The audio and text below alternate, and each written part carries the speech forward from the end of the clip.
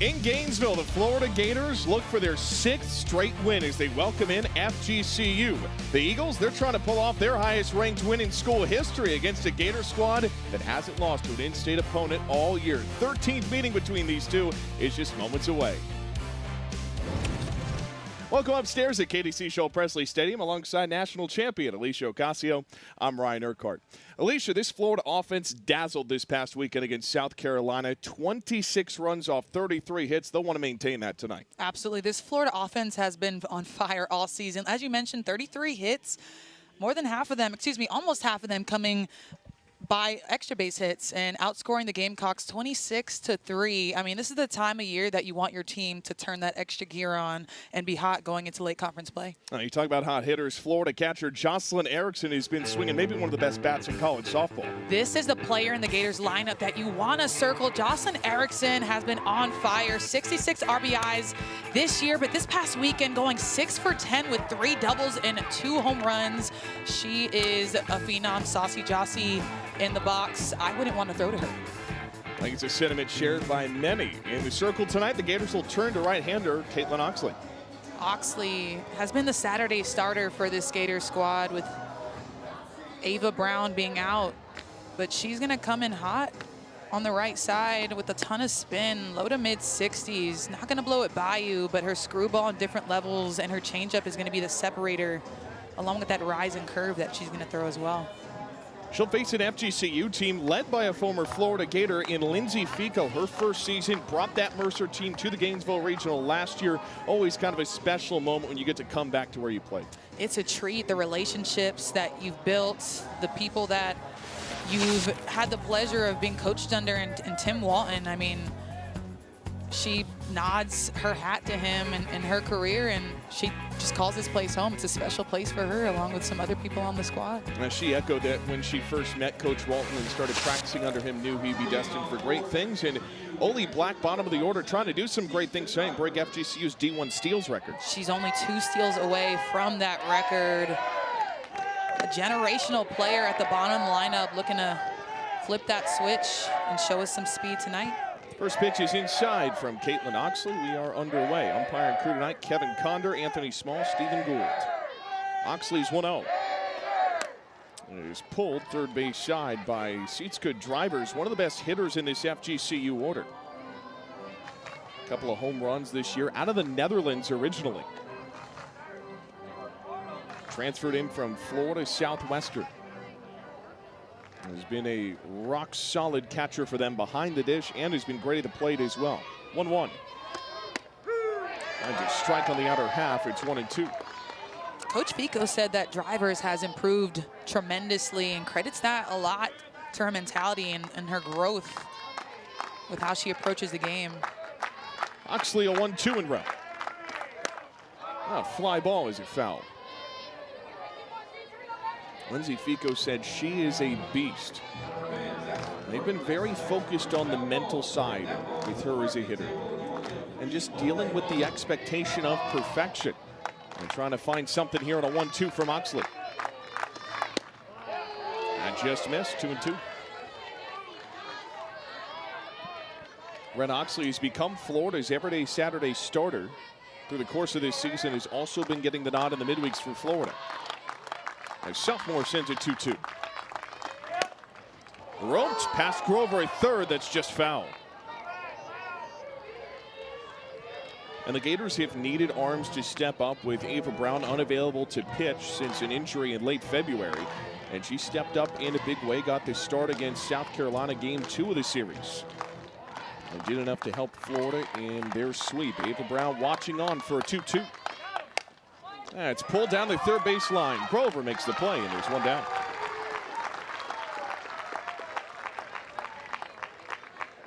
They didn't come out on the other side, Drivers, but a really good at bat to set the tempo of this game. If I'm in the dugout and I see my leadoff batter have a lengthy at bat like that and put a good bat on the ball, gives the rest of the team some confidence.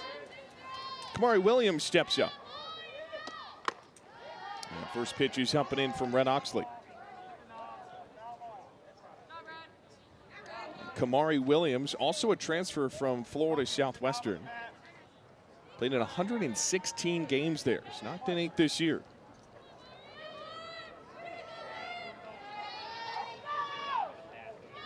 On the 0-1 delivery. Williams flares one up into center field. Shoemaker's over. And she'll go make the snap. Taylor Shoemaker continuing to see starts in center field, part of the continued tinkering from this coaching staff in the outfield, but it feels like those 3 Gator outfielders have found some comfortability in those spots. And I think sometimes, you know, with the matchups and how the season progresses, you'll see on different teams just the lineup being tinkered with and the defense being tinkered with as well. And seems to me as they found a groove in the outfield. We're used to seeing Shoemaker in right field with Kenja Falby in center field last year, and then this year with Townsend, but Townsend has since moved over to left field with McClellan in right field as well. 1-0 Wiggs. And Paris Wiggs takes low for ball 2. The Gainesville native transferred in from Mercer, one of a handful of transfers that followed Lindsay Fico from the Bears.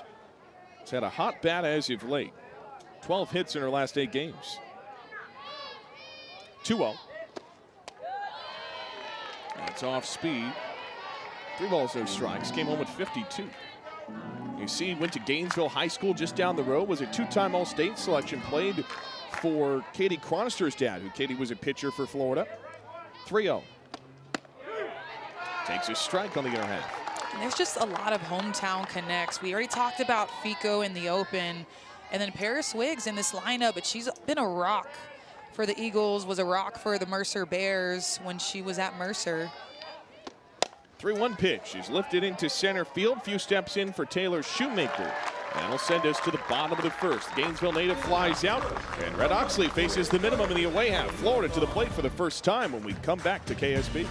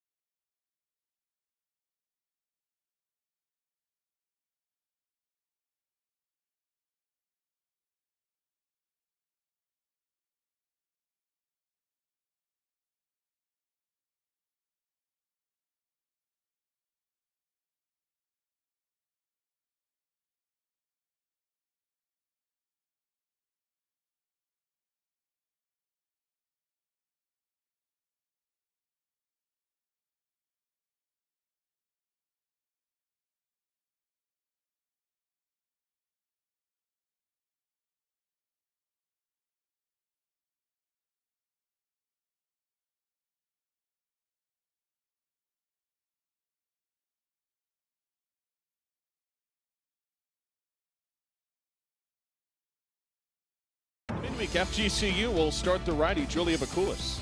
Bakulis has made an impact on this team since she stepped on campus. Freshman pitcher, second most innings on the team behind Grace Taylor, but she's gonna throw the high 50s, won't blow it by you, but she comes with finesse with that drop. It's her go-to, and then she's gonna throw a lot of changeups. She'll face one of the best hitters in the country, and Taylor Shoemaker, top of that order. She's Jimenez is Kenley Cahalan this season. Cahalan made her way in a mainstay in this lineup. 4 for 11 against South Carolina this past week in a home run. She's getting hot at the right time. First in. And Bakulis misses there. It's ball 1. Taylor Shoemaker, 2 doubles in the Sunday game with South Carolina this past weekend. One of the nation's leaders in hits, runs scored. It's also top 25 in average. A 1-0 pitch. Shoemaker gets a hold of this deep to second. Good snag by Allie Thompson. Offline throw. Pulls Meek off the bag.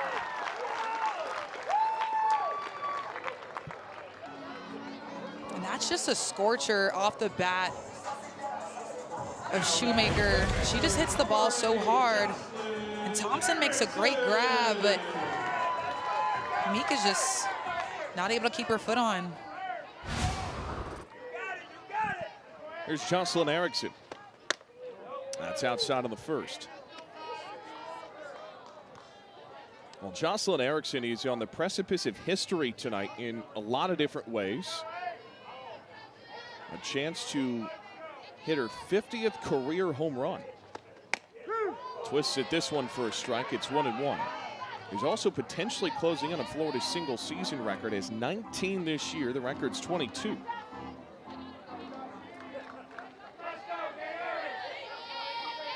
Oh, 1-1.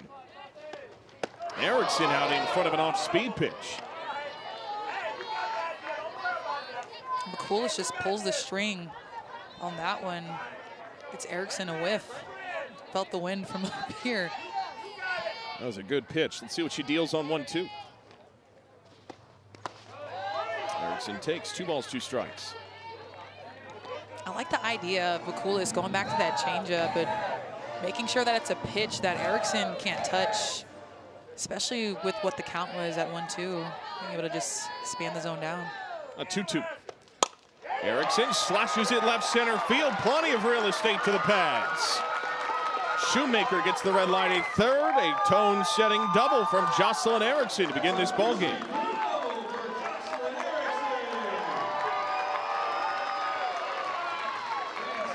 The 13th this year has the Gators in business. Erickson just takes this pitch that's at her ankles and golfs it to left center field. You see it here. She has to go all the way downstairs, drives her legs into the ground. Wiggs does a phenomenal job at cutting this ball off. The beautiful relay to home to keep Florida runners at 2 and 3. Cahalan on the first, bouncer to first, gets away from Meeks. A run will score, and Cahalan is safe. Florida takes the lead in the first. It'll be unearned. Shoemaker reaching on the E4. It's first and third for the orange and blue.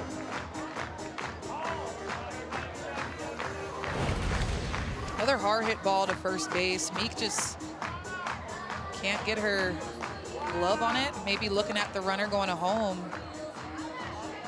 Bobbles it a little bit, tries to get her foot back. You see Coach Fico calls a time. Just trying to talk her team down, not allow this matchup to get too big for them. Yeah, 2 errors already for Florida Gulf Coast in this game. The E4 that got Taylor Shoemaker on initially, and then an E3 that brings in a run. And that's part of this game today. Lindsay Fico had talked about this is an opportunity for her to get a pulse of her team in this kind of environment before they go on the road to Jacksonville. Yeah, talked about this game being important, but just the rest of the season being just as important, and maybe if not more important, to set themselves up for a good run, but still want to be immaculate on defense to give themselves a shot to win this ball game. First pitch, Thomas shows bunt. Cahalan goes, and the throw down is well in time. Driver is one of the best in the ace on it, throwing out runners, retires another. A beautiful throw by Drivers. Getting Cahalan out by a mile. It's her 13th runner caught stealing this year. Top 10 nationally in that regard, so Gators test that arm early and come up empty. One out in the inning for Townsend Thomas, who will face 1-1. A pitch home. Thomas leans into ball 2. And she is a bit of an unconventional hitter in that 4 spot, given how big her toolkit is. Yeah, Townsend Thomas, a lefty with some pop, but also able to slap the ball, chop it, and lay down a bunt, and we've seen that quite a few times. This 2-1 is taken for a strike, 2-2.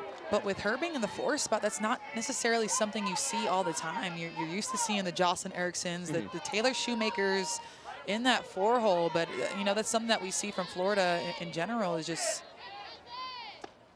Thomas on 2-2, slow roller to the circle, stares the runner, but Coolis makes the play, and there's 2 down. But to your point, you can look back over the years, Florida has never been shy about tinkering with this order. You think back to Skylar Wallace, leadoff hitter for Florida when she played here, Amanda Lorenz. The Gators can give you a lot of different offensive looks. They absolutely can. And I think what's most important for Coach Juan is to figure out the best lineup in terms of who hits where, to figure out how to get the best run production And from my experience in playing with him, he's going to get the numbers out. There's a lot of analytics behind the scenes that you might not necessarily see, but Coach Walton's looking at it to be able to put people in spots to succeed. Oh, one pitch. That misses. 1-1. Kendall Grover, 319 hitter. A transfer from Eastern Illinois has been great. Bakulis, after facing some early adversity on a couple of errors, trying to wiggle out without any more damage. 1-1. Grover, opposite way, just barely over Thompson. That'll bring in Jocelyn Erickson, and Florida's got 2 in the first.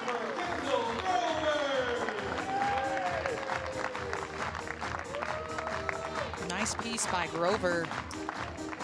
Just taking this ball where it's pitched.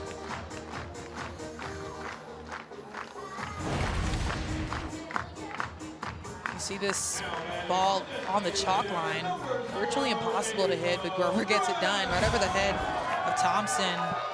Gets her glove on it, but just not enough to secure the ball. Gives way to Ava Brown. The first pitch is off speed in the zone for strike 1. Ava Brown has steadily been in his starting lineup since coming back from injury sustained in late February. Missed 5 weeks. 0-1.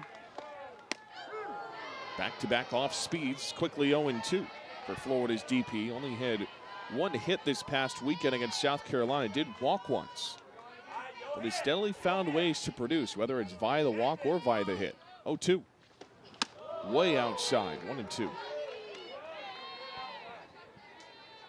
And the impact that Ava Brown has, despite being in the lineup, despite, you know, only having 1 hit this past weekend, I think is tremendous. With her being one of the 2 leaders on this team, provides a lot of invaluable leadership qualities to the rest of this lineup just by being in it.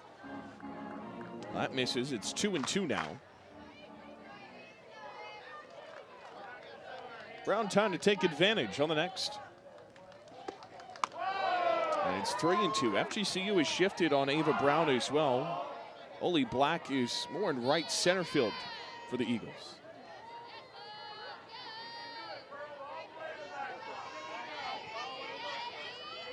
Bakulis on a payoff pitch. Brown lifts it high, deep to left. Wiggs at the wall, has just enough room. Ava Brown nearly goes yard to double Florida's lead, but the Gators still grab 2 in that first inning. We're on to the second. Florida by as many.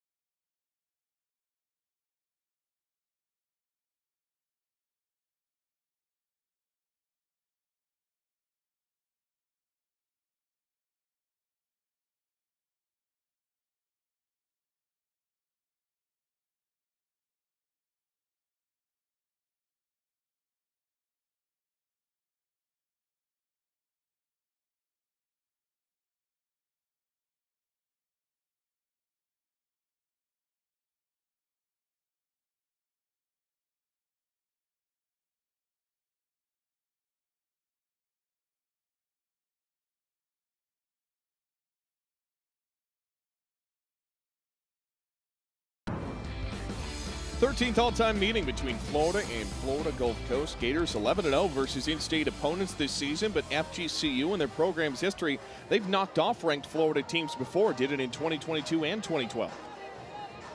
I think it's always special when you're playing teams in-state, just continuing to grow the game.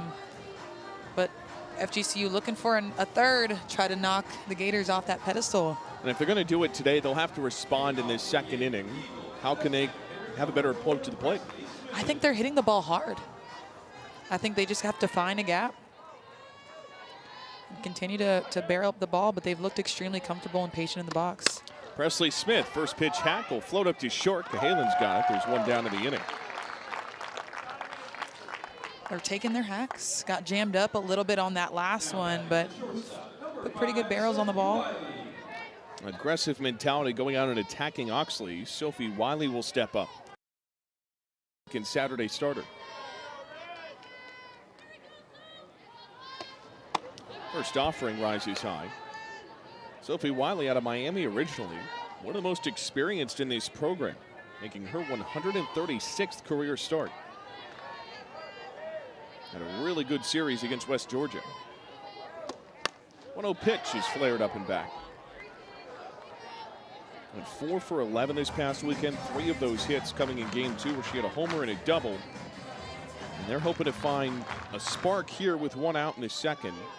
I feel like she has come back to form a little bit as a hitter, gap to gap in Lindsay Fico's words, where she feels she's at her best. As this 1-1 is inside for ball 2. Less reliant on the long ball. To your point, Ryan, just coming to the realization that she does better when she just gets the contact, gets those base hits rather than trying to hit home runs. 2-1. Is golfed into shallow center. Shoemaker got there in time.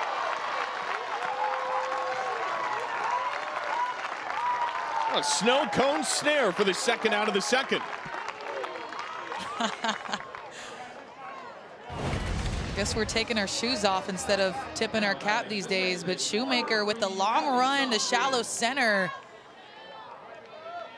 does a slide to make this grab.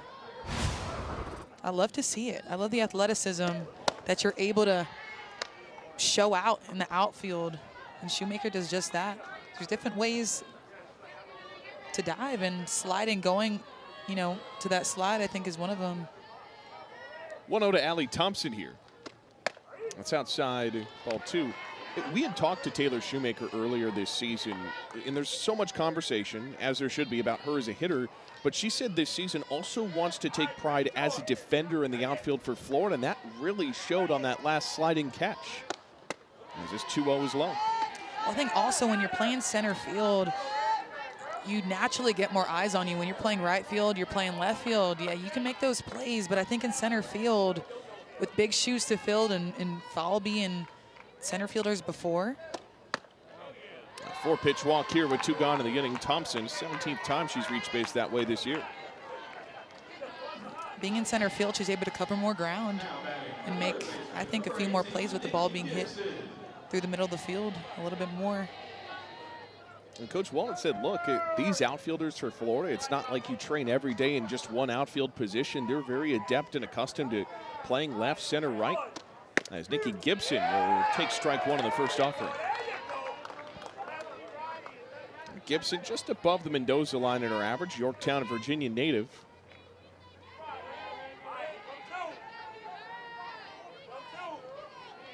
We'll see an 0-1.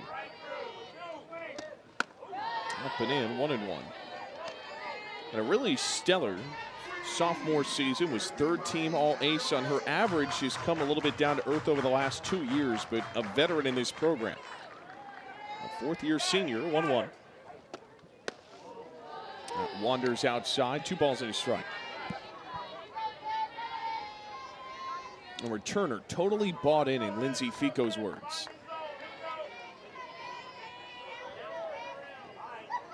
2-1. That's ball 3. Well, that's the thing, Ryan. Coach Fico, coming from Mercer, this being her first year at the helm of FGCU, how are those players going to assimilate to her culture and her philosophies and how she coaches? And then how are the players that came with her going to bring them along? And I think she's done a great job so far. She says everybody's been extremely welcoming. It's been a great challenge. 3-1. Gibson swings away and the count's full. And she said, look, that this job is different than her last stop at Mercer, where it was a total rebuild to get the Bears to their first NCAA tournament. Here, this is a program, she said, that is accustomed to winning. Yeah, Mercer, she did have to rebuild But her goal was to put a stamp on this program, bring him back to regionals. 3-2, pounded in the air, left field, sayonara.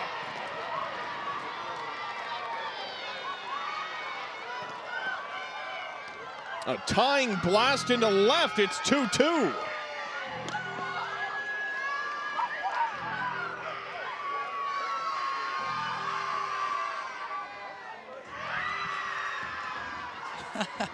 I love the Sellies. Thompson started it with the walk, but it's Gibson who sent that ball to the moon. I mean, it was clear off the bat that that ball was over the fence. A huge swing by Gibson to tie up this ball game. Tiffany Meek will take a strike on the first, a 2-out, 2-run blast, the first this year for Nikki Gibson. I mean, the swing on that pitch was just beautiful, a no-brainer. Off speed is high, 1-1.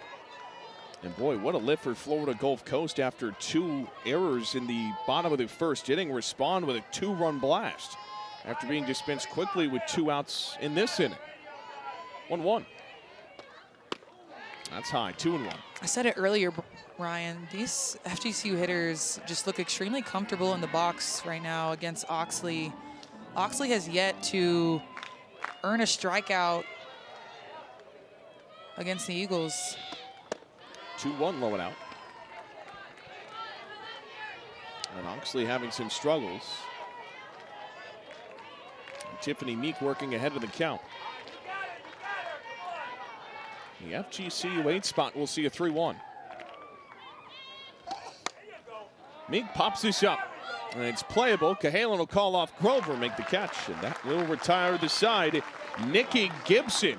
A 2-out, 2-run home run. She leaves the building, and FGCU is locked up at 2 with the Florida Gators in the middle of 2.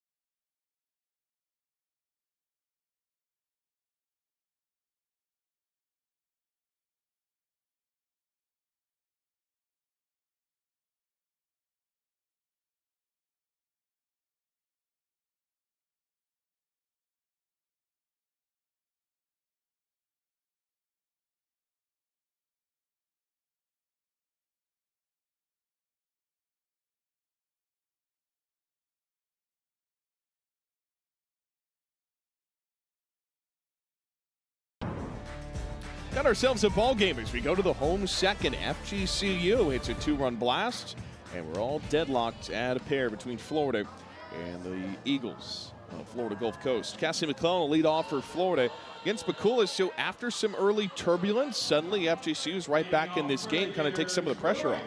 It does. It brings the game back to 0-0. Bakulas, I mean, still had a good first inning, had a few hard hits by Florida, but, you know, I think it was the errors that made the difference.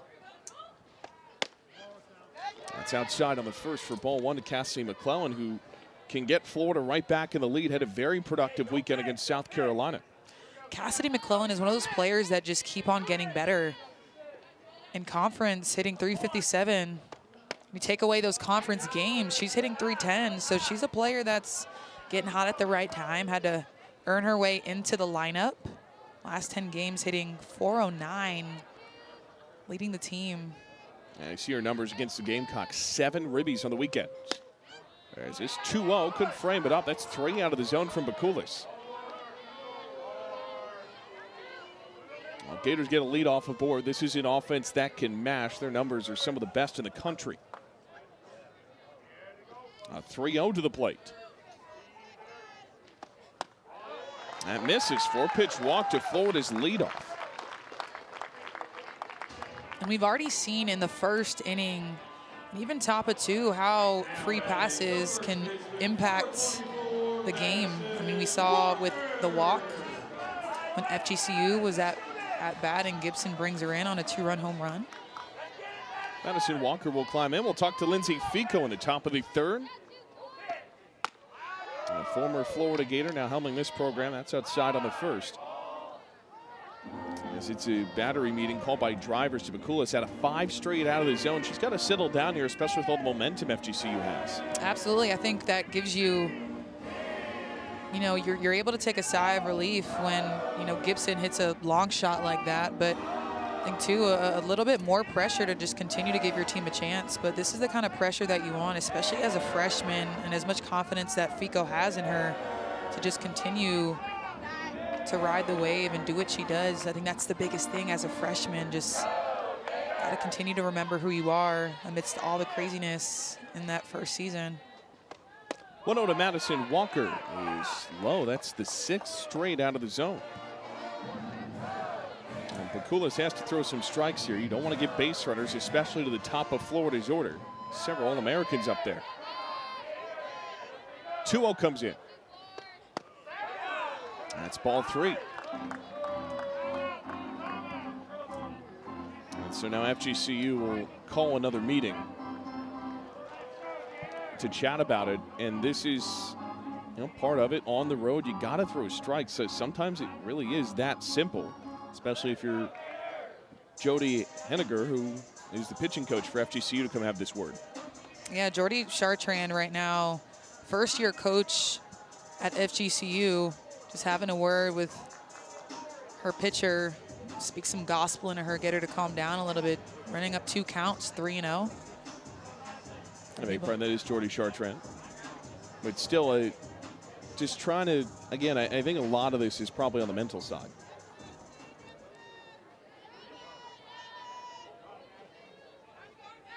Needs a get-me-over strike. No miss there. That was well off the plate. Back-to-back 4-pitch walks.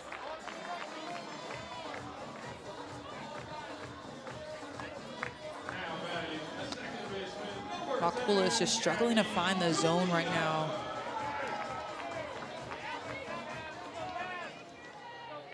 And now it's Florida's 9 spot, Gabby Comia. First pitch strikes Camilla, gets her back on track after 8 straight out of the zone. Lindsay Fico had told us coming into this game the major key was limiting free passes. Florida's got 2 to lead off this inning. And Gabby Camilla with 22 RBI can take advantage. 0-1. Camilla tried to bunt. That's fouled off. It'll move 0-2. This past weekend, FGCU against West Georgia gave up 18 free passes via the walk. So the walks have to be minimized, especially when you're playing an offensive powerhouse like the Florida Gators. In that first inning, Florida had no earned runs. 2 errors that allowed them to score 2. And here with nobody out, and Gabby Comia, you want to see if you can get a double play, roll something up, let your defense work to try to get as many runners off the base paths. 0-2. Outside, 1-2.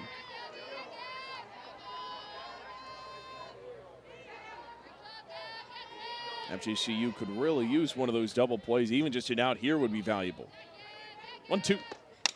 Camilla, slow roller to the circle, will go for the middle runner, and that's all FGCU gets. So Walker's retired. 1 out in first and third for the top of this Gator order. I love that thought.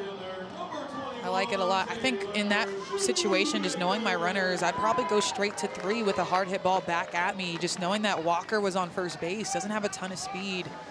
Better chance at getting 2 instead of trying to get Comio. It's probably the fastest in the Gators lineup. Gives way to Taylor Shoemaker.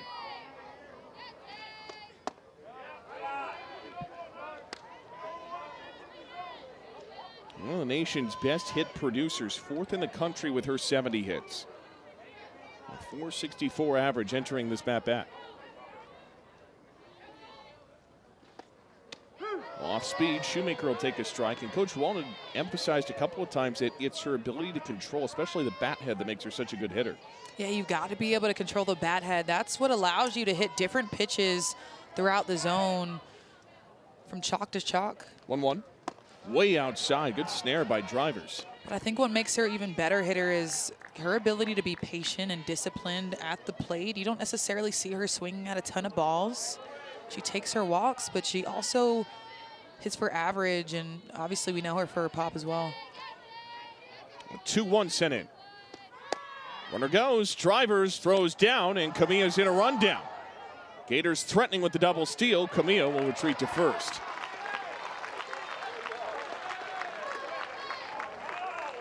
Gators continue to test that arm behind the dish. Drivers had thrown out Cahalan in the first.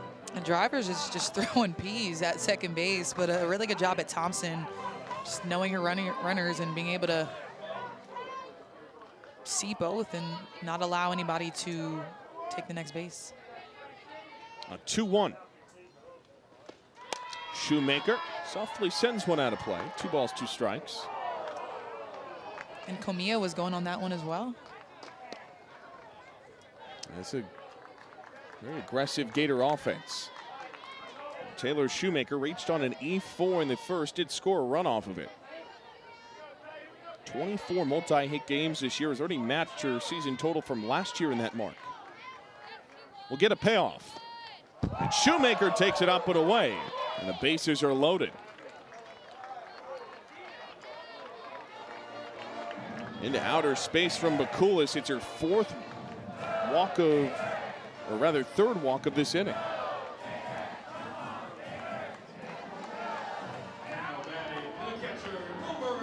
The bases are loaded for Jocelyn Erickson.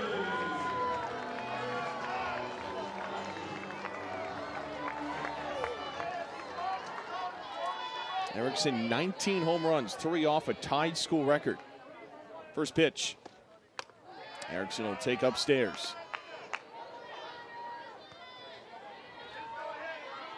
Shoemaker at first, Kamiya at second, McClellan at third.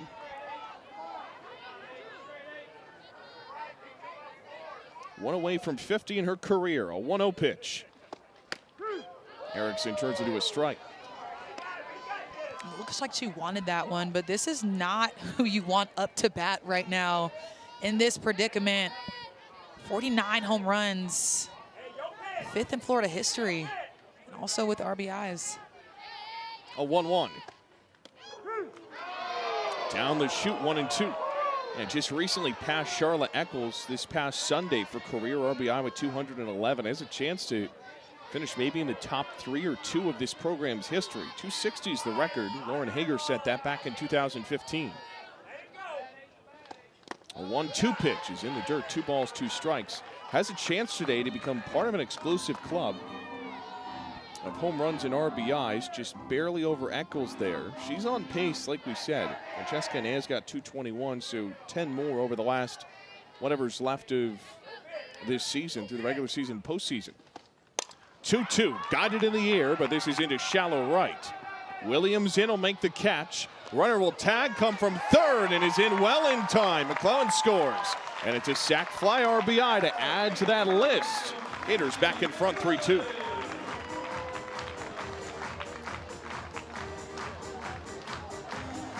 Erickson just cashing in again. A sac fly. Williams out in right field. You'd think that she would get this ball all the way, but a cutoff by Meek slows the ball down, and McClellan's able to score.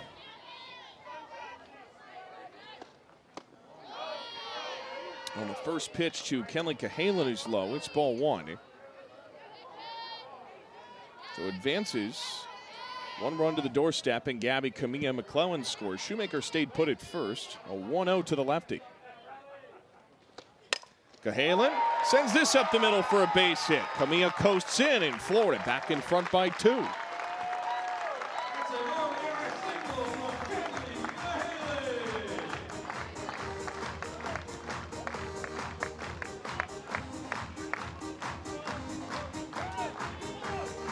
Halen with this ball doesn't need to do too much. Drives it back up the middle. Gators keep on cashing in. Here's Townsend Thomas taking ball 1 off the plate. And Thomas, last time we saw her, grounded out to the pitcher. A 1-0. Outside again, 2 balls, no strikes. It's a Gator team that feasts on walks. They've done it all season. Gators enter this one 4th in the country with 216 walks. That's before the ones they've racked up today. They're very disciplined hitters. 2-0. And Thomas will take ball 3. And Coach Walton had said, you can talk all you want about swing mechanics. It all starts with swinging the good pitches. Yeah, that's the name of the game. Got to be able to see your pitches, know what you can hit well, until you got to be able to defend with 2 strikes. It's 3-0. He's wailed on, foul tip for strike 1. I like that. I like that hack by Townsend. 3-0. Usually you don't get a green light all the time, but Townsend with so many tools just saw that pitch through the heart and swung for the fences. 3-1. That's ball 4. Bases are loaded once more. And that's just an indication that a player wants to hit. You see them go 3-0 and take a hack.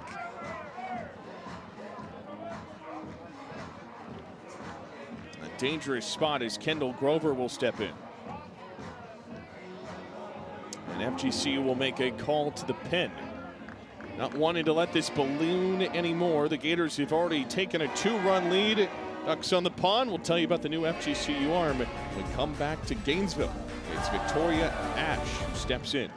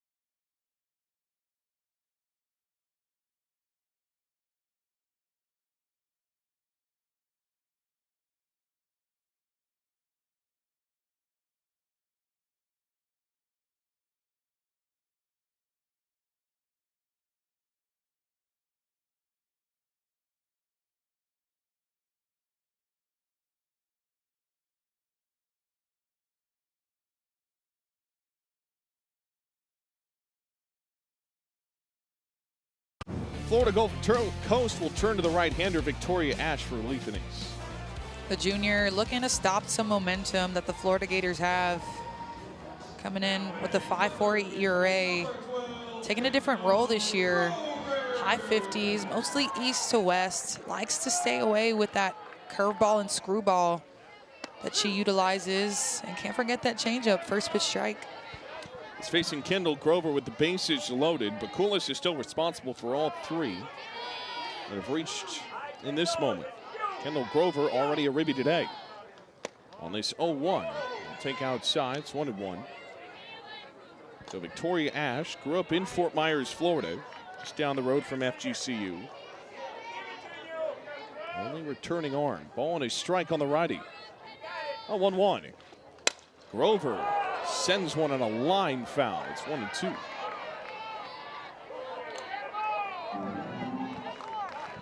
And Victoria Ash, she will pitch to contact. Wants to put that defense to work. She's a player that's been at FGCU the past 2 years, taking on a smaller role this year with the transfers and the freshman Lakulis. 1-2. And it counts even. Last year had 152 innings pitched. This year, before this game, 52 1/3. 2-2. Grover gets a hold of it into right field. Williams back makes the over-the-shoulder catch and retires the side, so Ash gets the final out of the inning. But Florida gets 2 runs and the lead back. They're up 4-2 through 2. We'll talk to Lindsay Fico on the other side.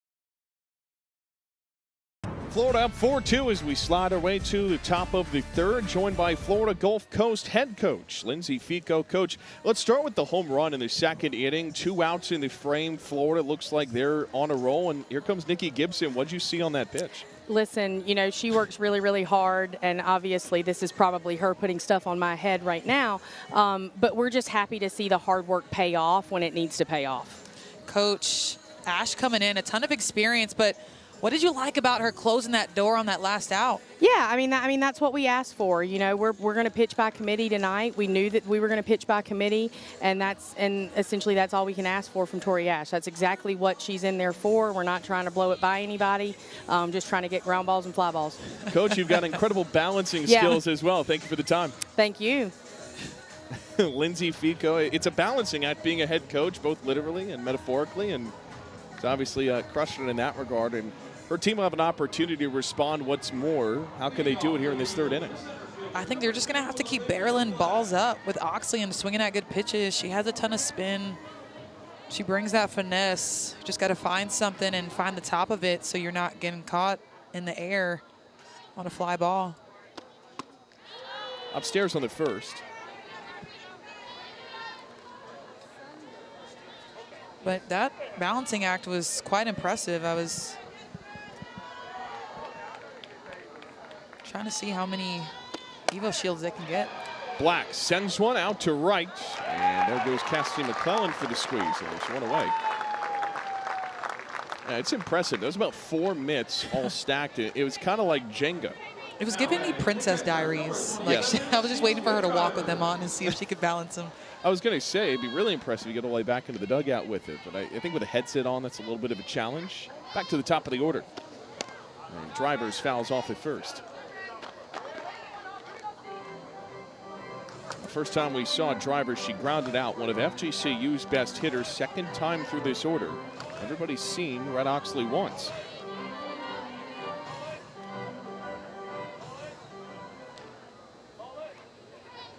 Oxley's 0-1. Drivers takes up and in on a rise. Was a JUCO World Series All-Tournament team selection at Florida Southwestern, also 2-time All-Conference. 1-1. And Drivers will work ahead, 2 balls and a strike. It's been moved into the leadoff about midway through the year, started 22 straight entering. They felt very comfortable with her in that spot of the order. 2-1. Drivers takes an off-speed pitch into center. Shoemaker goes back, makes the catch. Couple of flyouts, 2 down in the third.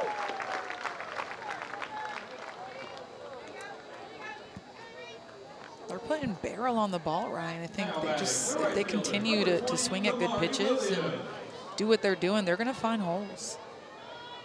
It's the 4th fly ball out, rather 5th. Kamari Williams to the plate. Up and out on the first.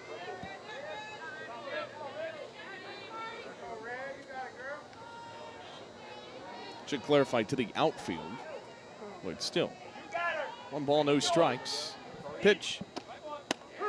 He's in, 1-1. Well, outside of the 1-2-run home run in the second, I know that's impactful. Oxley has done a pretty good job keeping FGCU at bay so far. I mean, that's her job. She's not going to overpower you with heaters 70 miles per hour, but there's a bunt, and that's bobbled. The throw is well late, and that escapes up the line. Won't advance past that. Williams reaches with 2 outs.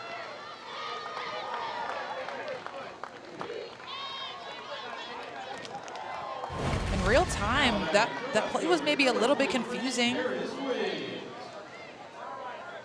Didn't know whether it was fair or foul, but Jocelyn Erickson hand slips on the ball a little bit, not able to secure it, and an eagle on first base. Officially a bunt single, and FGCU has their second hit.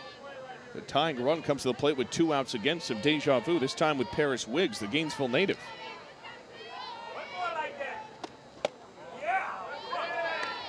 Ball and a strike here. Well, Paris Wiggs balled last time she was in this ballpark with Mercer, one of 4 transfers that followed Coach Fico. And 2 hits in that regional, 1-1. Opposite way into shallow right. McClellan's in for another catch, and that'll retire the side. Oxley faces one above the minimum, one hit left stranded in the inning. Middle of 3, 4-2, orange and blue in the lead.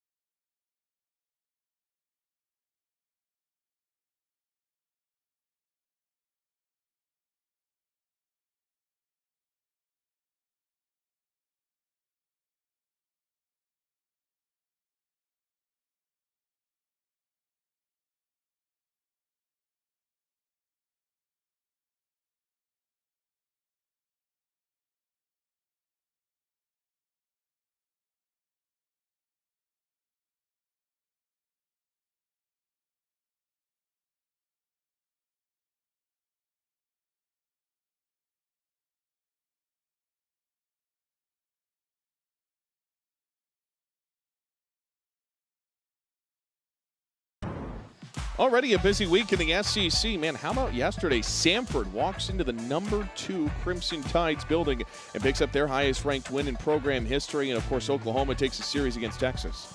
Yeah, we're seeing a lot of upsets this year already. I think the softball world's taken the world by storm, but yesterday I think with Samford upsetting Alabama, I think was the biggest surprise to me. But Oklahoma and Texas, I think almost as expected with Oklahoma being such a powerhouse.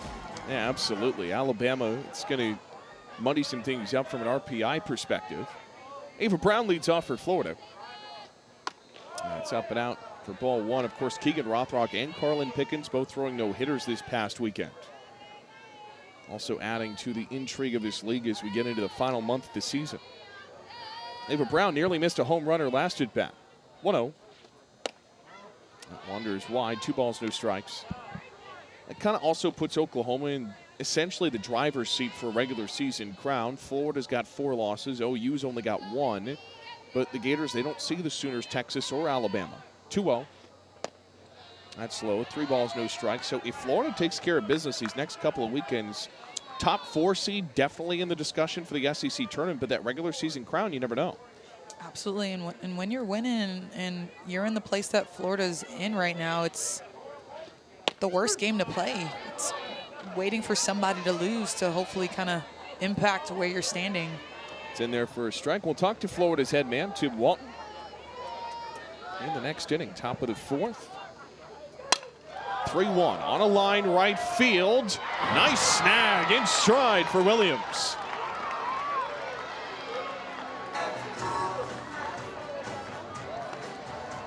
Williams is just that girl. You got to tip your cap. She ran such a long way with that ball scorching to right field and makes that grab.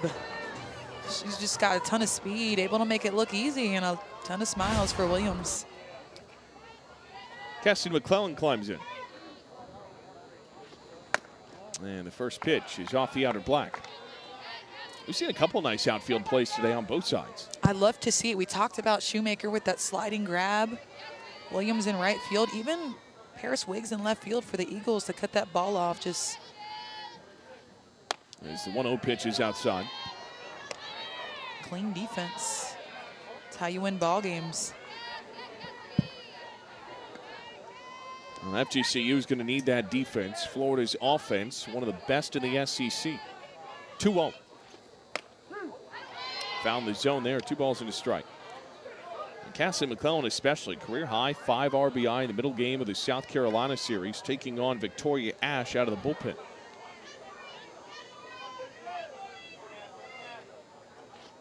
It's 2-1, he's just inside, it's ball 3. Was in this program the last 2 years. Cassidy McClellan played in 41 games, but had dealt with some injury issues. Also just a very crowded outfield with multiple All-Americans. Corby Otis, Kendra Falvey. 3-1. That's ball 4. McClellan will walk for the second time today. And she's making the most of that opportunity. She is. Mainstay in the lineup this year, earned her opportunities, and Coach Wallen says she's in the lineup until she proves otherwise. She's been holding her own. And sometimes it takes a few years to just get into the lineup. I think just how it plays out with positions and development. Madison Walker on the first offering. Couldn't frame that up. 1 ball, no strikes. And Madison Walker's had some really big swings this season. 336 average. Power numbers. Really good last year. 1-0. Finds the zone, ball and a strike. Had 18 home runs a year ago, 7 this year.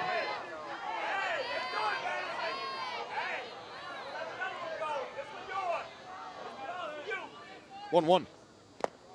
That's in the dirt, 2-1.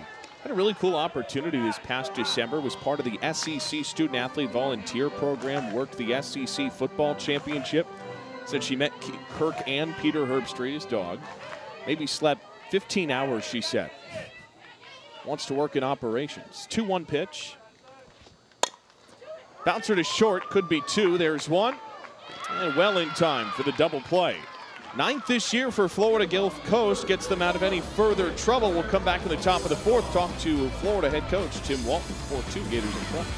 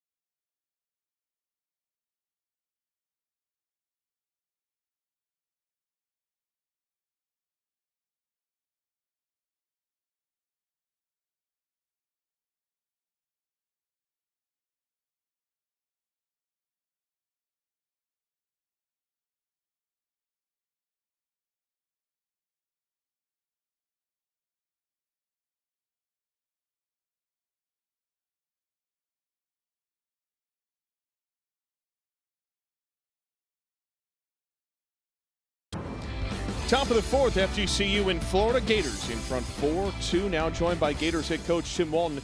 Hey, Coach, let's start with the hitting. This team has found ways on base, a ton of walks, especially from the lower half of the order. What have you liked about what this lineup has done so far? Yeah, discipline. You know, I think that especially the starting pitcher, a lot of walks coming into the game. So paying attention to the scouting report, paying attention to details, and, you know, doing a good job when you get pitches in the zone. And Oxley, a lot of fly ball outs as expected. What have you seen from her today and just how she's been on the mound? Yeah, I mean, other than, you know, the walk home run combo, it's to me everything was good. You know, being able to get people out pretty quickly, you know, pounding the zone, just lost it for a couple seconds there, and then the kid obviously got a good pitch over the plate. But other than that, just keeping the tempo right. You know, it's easy to play defense behind someone throwing strikes, so pound the zone. Coach Walton, thank you for the time. Good luck. Thanks. Go Gators. Coach Walton, his 21st season, has led this team to 13 Women's College World Series, including 3 of the last 4. And Caitlin Oxley, Coach Walton had said it, except for that one blip there on the 2-run home run, is found ways to get outs. Yeah, Oxley, I think her superpower is her spin. No strikeouts today. A lot of flyouts, but her ability to just spin the ball and miss barrels is what she does the best, and she has been doing that today. First is out of the zone to a pinch hitter in the DP spot. FGCU will bring in Mackenzie Leahy. This 1-0 floats high. A lady off the bench had 2 hits her last game. Also had 3 RBI and a double. She's used to coming into these spots. One of the team's co-home run leaders, his 6th this year. 2-0. Lady takes. And a lot of it is power. According to Lindsay Fico, said she is one of the strongest players I've ever coached. Just brute strength. The key, though, is control. 3-0. And she won't see a strike here. 4-pitch walk to lead off the inning. And she had control that at bat. Discipline, control, patience.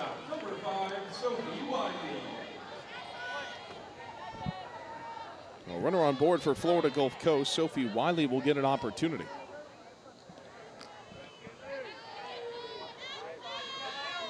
First pitch. Wiley will take ball 1. Well, just like that, the tying run is at the plate for Florida Gulf Coast. Eagles had swung their way right back in the 2nd inning. They tied this game 1-2 on a 2-run blast from Nikki Gibson. 1-0 to the plate. Flare shot into shallow right. That'll drop for a base hit. It's FGCU's 3rd, and there's 2 on board.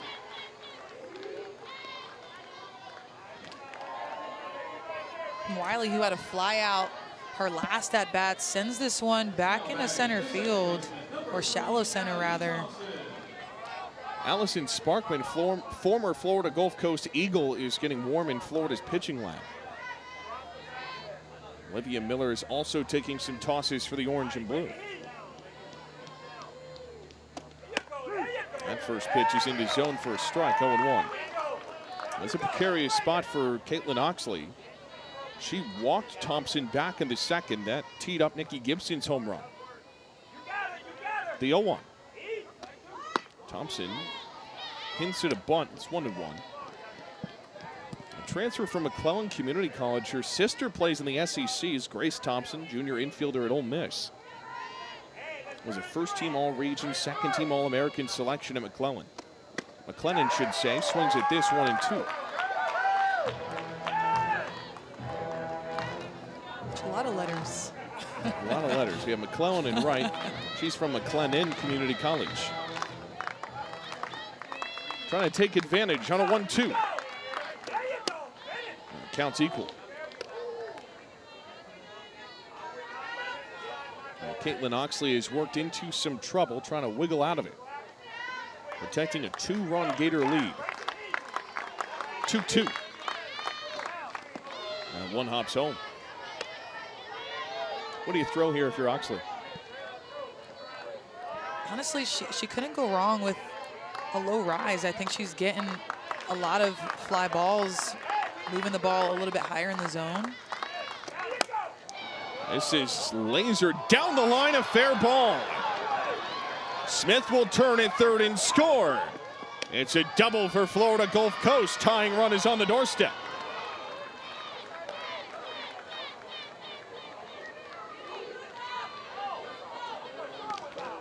So Lady gets in on the 2-bagger.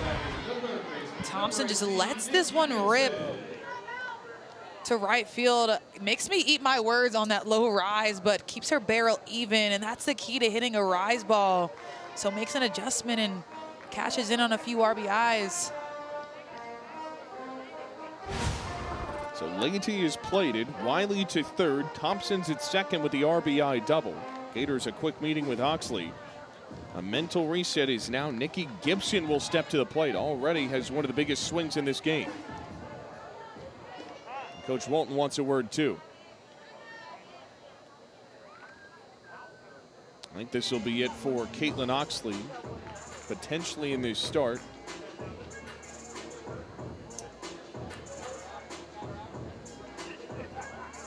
Tim Walton addressing the infield here. Nobody out and runners at 2nd and 3rd. Looks like the Gators will indeed make a call to the bullpen. Olivia Miller, Florida lefty, is set to check into this game to try and stop the bleeding. So we will wait to see officially if she does emerge. Not sure if she's just grabbing the face mask. And that's what she's doing. We'll step aside, come back. One-run ball game in Gainesville. New arm into the circle for the Gators.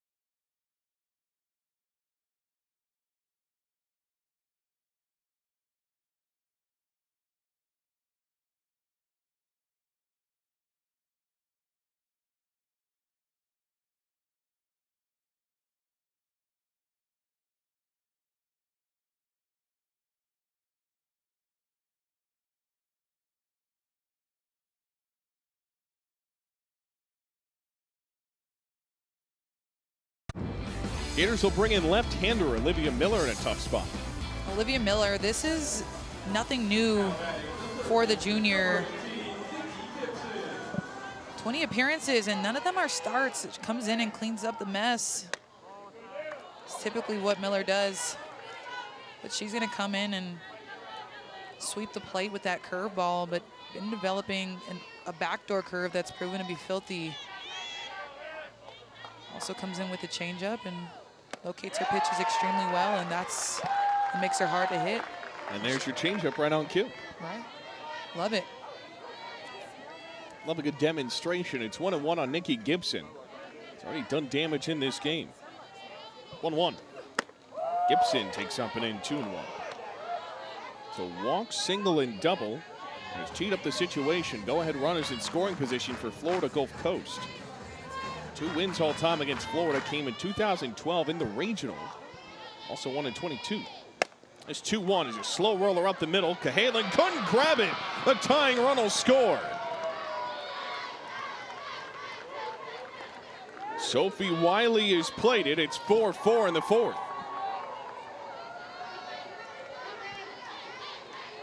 Gibson gets a little bit handcuffed on this ball. Curves into her bat. But I think a run would have scored regardless. Cahalan, her only option was to go to first, even though she did bobble it a little bit. But now runners on the corners with nobody out. It's the perfect situation for the Florida Gulf Coast Eagles. FGCU can take their first lead of this game. Nobody out in first and third.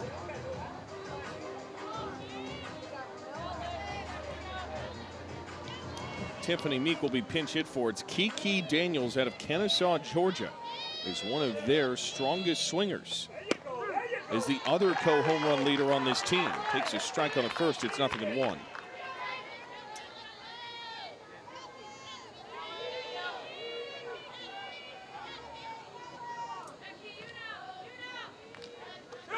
It's 0-1. Miller finds his own, works ahead 0-2. Lindsay Fico had said pure power. She said nobody has more fun in this team than when she gets going. 0-2.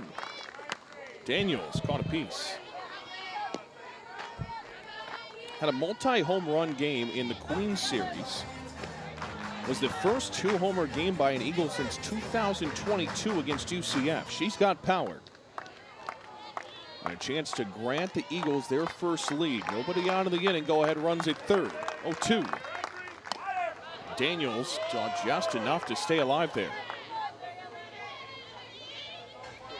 And her back's up against the wall right now with an 0-2 count. Miller, the ability to make this ball dance. Work the count a little bit. It's worth noting, by the way, Gibson, that ball she put into play was ruled as an E6 to bring in the tying run. 0-2. A laser shot through the left side, and Florida Gulf Coast takes the lead. A pinch hit RBI single for Kiki Daniels. It's hard enough to come in as a pinch hitter, but Kiki running the count 0-2. Olivia Miller just leaving this ball on the inner half, and Kiki Daniels is just so strong, gets her hips open and just drives it through the 5-6 hole. Gives way to Oli Black. When you're in an 0-2 count, you have to be able to work around the zone and not give the batter anything good to hit. I think that mistake that Olivia Miller has got to be able to make an adjustment with, because she just gave FGCU the lead.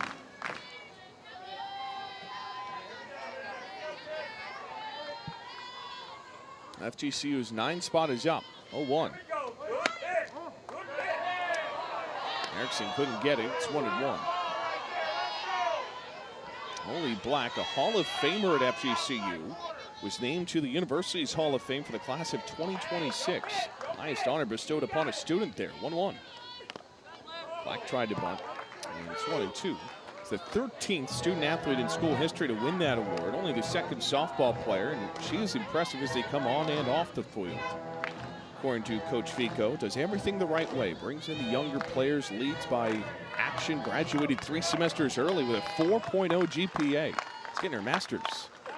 This 1-2 is a parachuting ball into the camera well. President of the Student Athlete Council, she's as this team goes in many ways. Coach called her the epitome of student athlete success.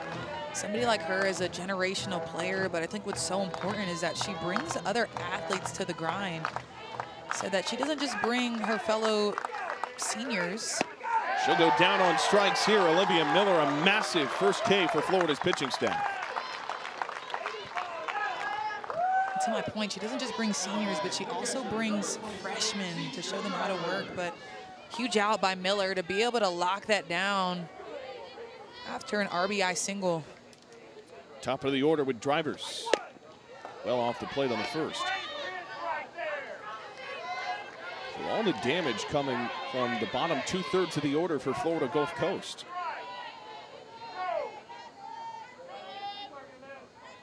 (1-0). Drivers. Pops one past Camilla. Great snag. How did she track that down? Second out of the inning. The second web gem by the Florida Gators today.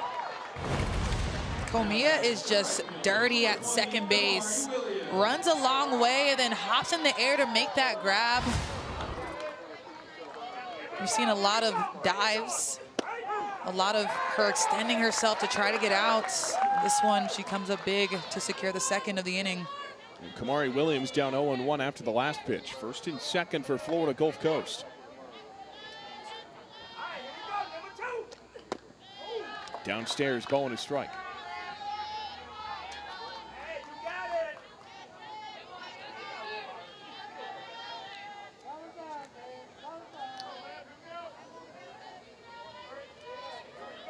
A line shot, and Madison Walker makes a great catch. Oh, Florida's defense dazzling. But the damage is done. Florida Gulf Coast takes their first lead with a 3-run fourth. Gators to respond in the home half.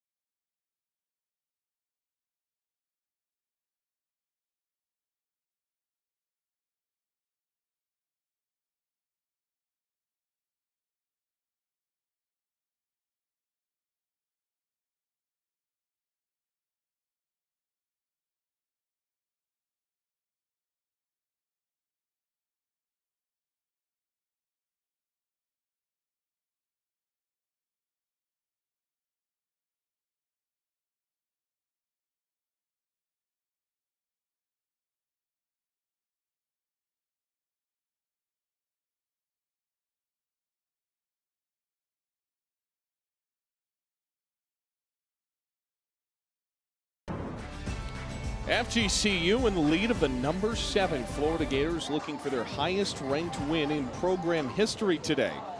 But it's Florida trying to respond to the plate in the bottom of the 4th inning. Alongside Alicia Ocasio, I'm Ryan Urquhart. Hey, we got a potential upset brewing, Alicia. We've already seen one top 10 SEC go down this week for Florida Gulf Coast, pitching with the lead for the first time today. How do you handle that if you're in the circle? I think you just got to give your team a chance to win. Ashes came in and stopped the bleeding when she came in with 2 outs, and has since just showed her maturity in the circle as a junior, who was the ace last year. Gabby Camilla leads off, takes a strike on the first pitch. Camilla got on base off a fielder's choice last time she stepped up. Well, if she can turn it over for Florida Gators, teed up for a big response. 0-1. Camilla bashes it to second, and a routine out against the 9 spot. So no such base running activity for Taylor Shoemaker. Come up as the tying run with 1 out in the 4th. Well, Shoemaker up and Erickson behind her. 2 players who can change this game with 1 swing and tie the ball game up in a hurry. Taylor Shoemaker, 2 doubles on Sunday, 13 home runs this year. Her last one, though, came in the Tennessee series. First pitch. Shoemaker takes it out, her half strike. Reached on an error, reached on a walk. A hit producer trying to find her next.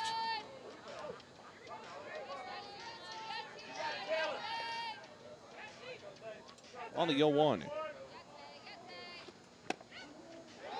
Misses, ball and a strike. Taylor Shoemaker, first team All-American last year, was the first freshman to ever win that award. Doesn't watch a ton of film according to Coach Walton. Oh, 1-1. Finds his zone, 1-2. A lot of feel, but continues to just make those little adjustments as there's so much more film on you as a sophomore.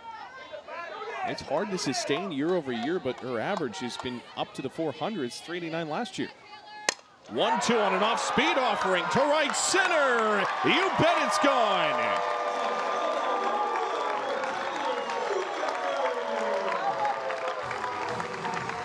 A Shoemaker solo blast to tie this game 5-5.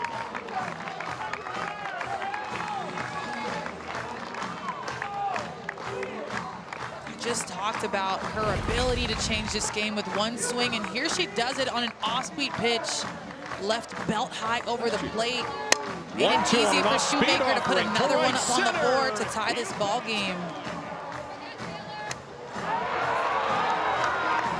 And that is how you respond. Come back after giving up a few, and it looks as if making a pitching change again. See the 3rd eagle arm into the circle. We're back to a level score in KSP.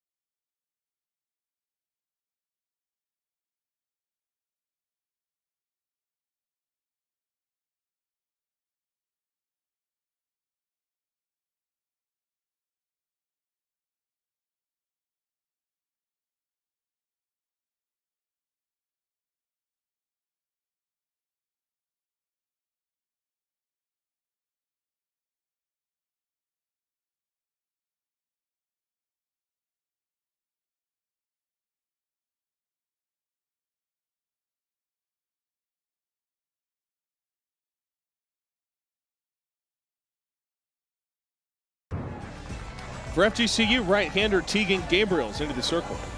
Another freshman coming in and taking the rock. Only 15 appearances this year. Coming in and giving Florida a different look. Another pitcher that's not necessarily going to blow it by you, but throws in the high 50s, a full arsenal. That drop, rise, change, and curve, minus the screwball, but has to locate. Location is critical especially with this Florida lineup who will do damage if you leave it over the plate. And she's facing Jocelyn Erickson in this moment. One out of the zone to start. Jocelyn Erickson, her next home run would put her in an exclusive club of players to hit 50 career bombs in 20 in a single season in Florida. Only 3 other Gators have ever done it. A 1-0. Erickson takes low and in. One of them is in the Florida dugout. That's Francesca Nea. Megan Bush did it, as well as Lauren Hager. She's hit 49 and 19 respectively. On a 2-0. Erickson takes inside, ball 3.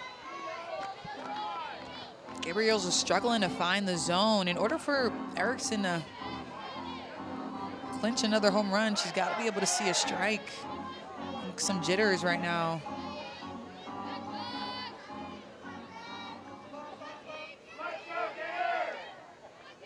A 3-0 pitch.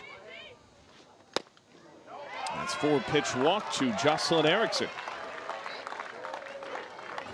So no big bomb here. Kenleigh Cahalan will come to the plate. Gators trying to retake the lead. This has been a back and forth affair today. Gators have not lost to an in-state opponent this season. They're 11-0, have outscored them prior 91-16. First to Cahalan. Strike 1 to Kenleigh Cahalan. Pitch looks very similar to ball 4 we just saw in Jocelyn Erickson. It's all on the margins. No ABS at the college level yet. It's a difficult part about pitching, just trying to find the zone consistently. 0-1. Line drive left field, that'll get down. Cahalan will cruise into second with a 1-out double.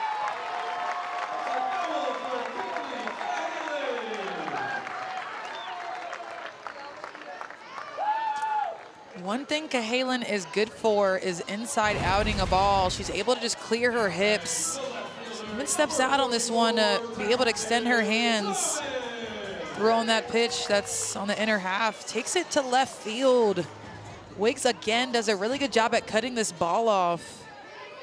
But an extra base hit by the hands of Cahalan. Pitch.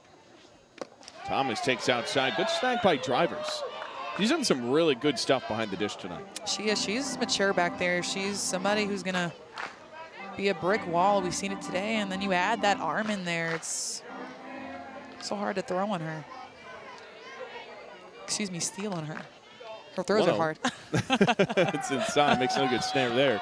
Yeah, whether it's been grabbing pitches way outside the zone, blocking, throwing out runners, has continued to be just an anchor behind the plate for Florida Gulf Coast, and they need that, especially with so many new arms into the staff. 2-0 to Thomas. Way outside. There's another good snag, and Lindsay Fico said she puts a lot of confidence in her arms. And you know what? With Drivers behind the dish and her ability to knock down those balls and be able to throw runners out and just give your pitchers confidence, it means the world every single time you take the rubber. 3-0. 4-pitch walk to load the bases. She's working overtime right now behind the plate to be able to keep the balls in front. Her pitcher is just struggling to find the zone. Thomas walks, and this will induce another change in the circle for Florida Gulf Coast. Be the 4th different Eagle arm into this game. And we'll step aside while Mercer transfer Grace Taylor warms up.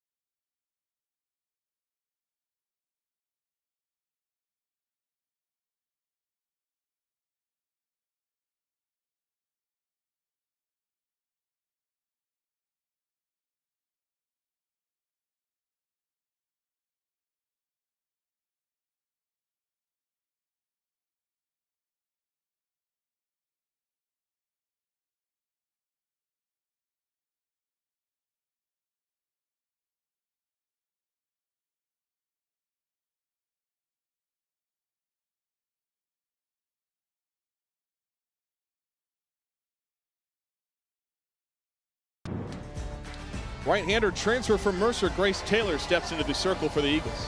Grace Taylor, a transfer from Mercer, came along with Coach Fico. Has the most innings on this squad, the undisputed ace, with a ton of experience. Low to mid 60s, the hardest thrower on this staff, but stays down in the zone with her curve screw and that drop ball. That's her bread and butter. Well, from Delbray, Florida, originally playing back in her home state, was the SoCon tournament's most outstanding player. She functionally helped carry that Mercer team from the elimination side of the bracket on their miraculous run to punch their ticket to the NCAA tournament. And Coach Fico said she is a dog, even if the arm has fallen off once to softball. And after pitching 10 2/3 in their last series, she'll step into the circle here against Florida, trying to keep this a tie game. And this is, well, the kind of spot you put your ace in. Kendall Grover coming to the plate after the Shoemaker home run tied it. Taylor's first. He's downstairs for ball one. Grover already an RBI single in the first.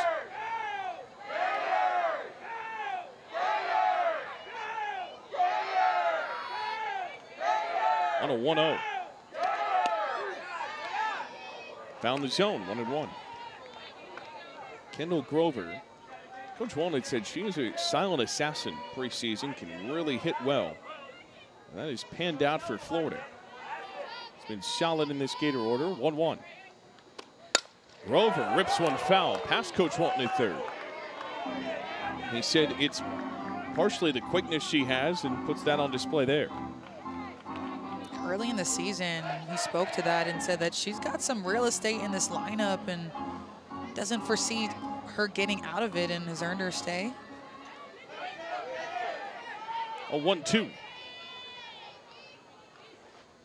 Grover pounds this in the air, center field. Black is back, makes the catch. Erickson will tag and score, and Florida's back in the lead, 6-5.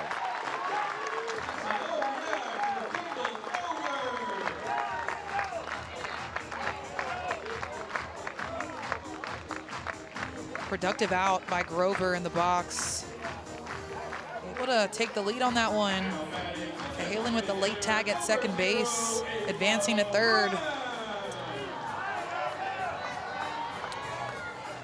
So Florida retakes the lead on their second sacrifice fly RBI of the game. Puts two away in the frame. Ava Brown will come up with first and third.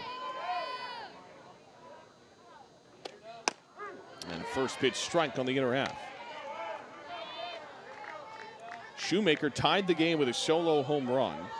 By the way, that was Florida's 85th as a team, moving them into 7th place for team single season home runs. A battery meeting here, and Field will join the conversation. That's been part of Florida's identity, Alicia, for the last 3 going on 4 years. Gators have finished top 10 in program history for the 4th consecutive year in bombs. Yeah, they've been extremely dynamic in the box, but the power has been something that's completely skyrocketed.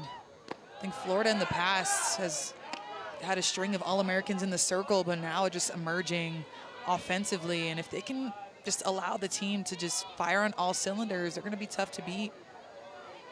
Ball and a strike on its way to Brown.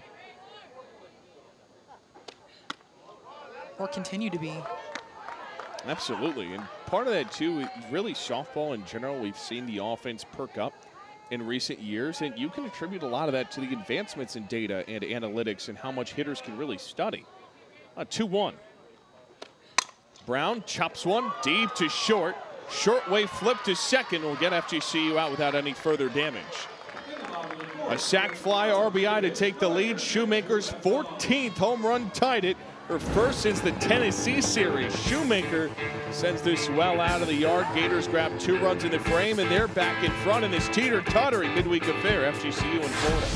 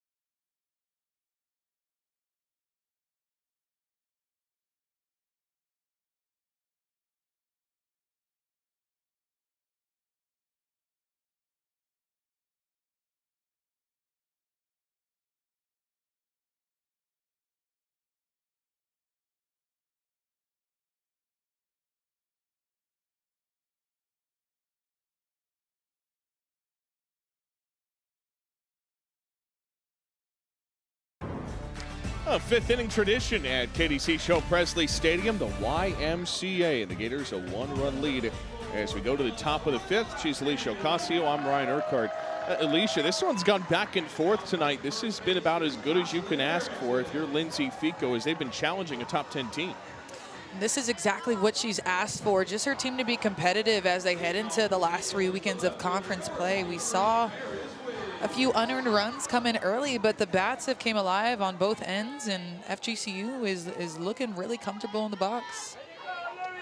First to the Gainesville native, Paris Wiggs is off the plate. It's ball one.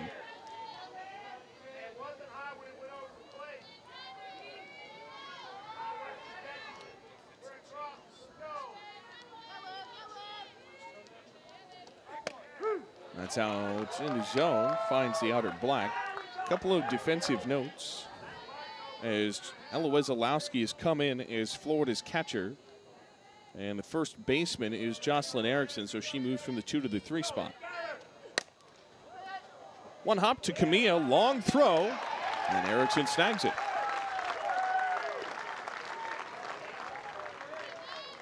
Florida's middle infield has been really impressive this season. Erickson makes the play on the catch there, but Camilla and Cahalan have made a really good case for being one of the stronger middle infields in the SEC. They have been a great 1-2 punch, and just I think the biggest thing for middle infielders and making those plays are just the communication and the understanding of the range that each player has. And I think you develop that camaraderie in practice. And I've seen it too in my career here, and just some great middle infielders and defenders in general, but they've just been really fun to watch. And that's what Coach Walton preaches, is just be fun to watch, and they made that happen. That's in the zone, works ahead 0-2. Mackenzie Lady is still in the DP spot after coming off with a pinch hit walk earlier.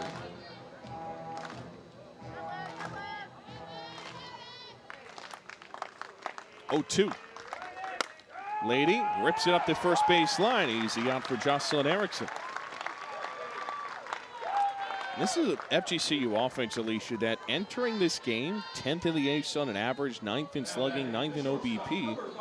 They've hit very well today, 6 for 20 at the plate. I know a couple ground outs in this inning, but they've done enough to stay in this game with Florida. Yeah, and I think this is, we spoke about it earlier.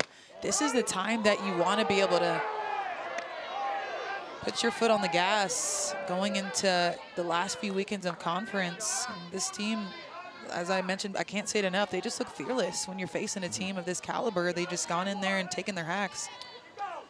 1-0 pitch, slow bouncer back to Miller. And she'll throw to first well in time. Miller works at 1-2-3 in the away fifth. Gators hold the slimmest of leads, going to the home half.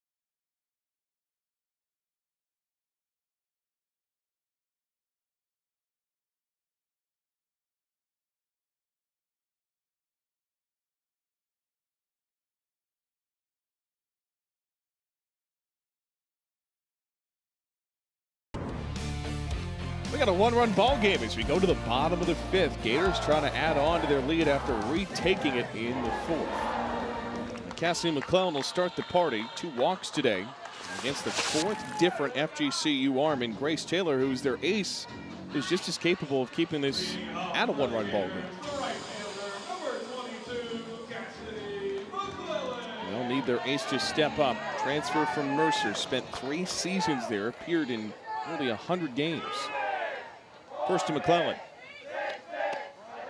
Doesn't find the zone. It's 1-0.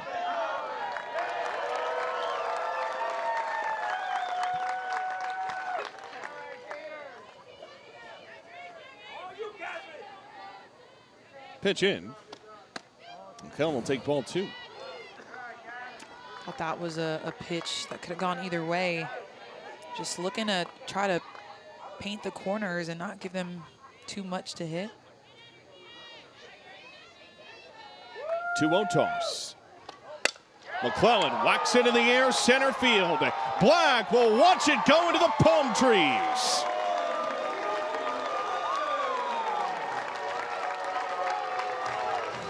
Home run number 10 for Cassidy McClellan adds on to the Gator lead at 7-5.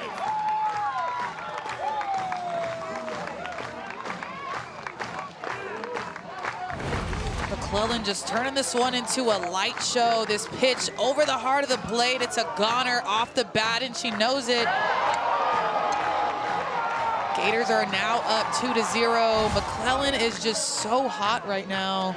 Coming off this weekend versus South Carolina, just brings it into this game. Ella Wesolowski will get it at bat. Came in for Madison Walker. Defensively in the prior inning, takes low on the first. It's 1-0.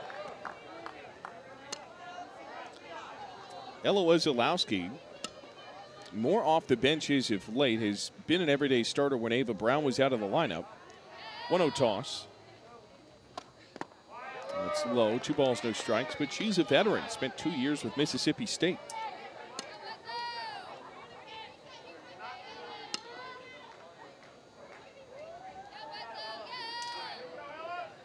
A 2-0 pitch. Wesolowski puts this into right field. Williams over, and there's 1 down. With that prior McClellan home run, this Florida team, we talked earlier about the team single season home runs. They're now at 86. They're tied 6th with the 2009 team. Alicia, they're on pace to finish 2nd, 3rd. 124 would be the lofty goal in 2011. But there's nothing slowing this Gator offense down enough that they can't get there. No, I think they're just going to have to continue to do what they're doing. I think, too, when you look at who's producing home runs, you're seeing it throughout the course of the whole lineup. Cassidy McClellan, who's hitting 7th, has already hit 10 home runs, so you're seeing the love spread. It's hard to go against a lineup that produces power through and through. Everybody's protecting everybody, and it's quite shifty. Speaking of variety, Julia Desiderio will also get an at-bat here. Comes off the bench in this spot. 1-0. Clocks this on the line into center, but it hangs up for Black. The South Carolina transfer comes up empty, back to the top of the order with Taylor Shoemaker.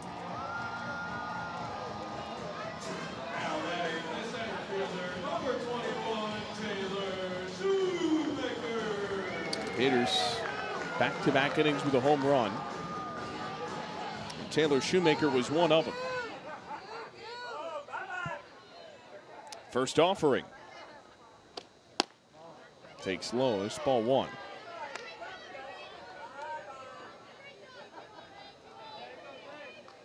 Reigning NFCA Freshman of the Year. She hits again here, would surpass her multi-hit game total from a season ago. 1-0. And on the inner, Black 1-1.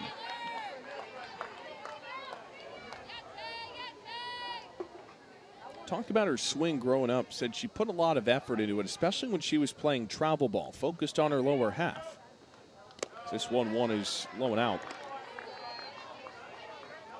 Said didn't really think too much about the hands. Travel ball coach, she said, would stress the bottom hand has to go through the ball. It's one of the foundations of her swing. 2-1. Opposite way, plenty of room down the left field line. Shoemaker into second base.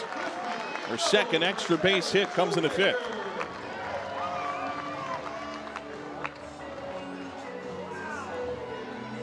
Taylor Shoemaker, somebody who likes to get her hands extended on the outer half, but this pitch down in the zone through the heart of the plate, she just inside outs it opposite field down the line and gets a double out of it. But that's what she does so well. She has power to all fields, but she wants to get her hands extended on the outer half for power. Jocelyn Erickson, 1 home run off of 50 in her career. A chance to make some history. Would become just the 5th ever Gator to cross that threshold. A 1-0. Erickson takes outside ball 2. Was walked back in the 4th. Already has doubled once. Had a sac fly RBI in the 2nd. I think when all is said and done, she'll be right up there amongst some of the Gator hitting royalty. 2-0. Erickson gets a hold of this and it twists foul up and left.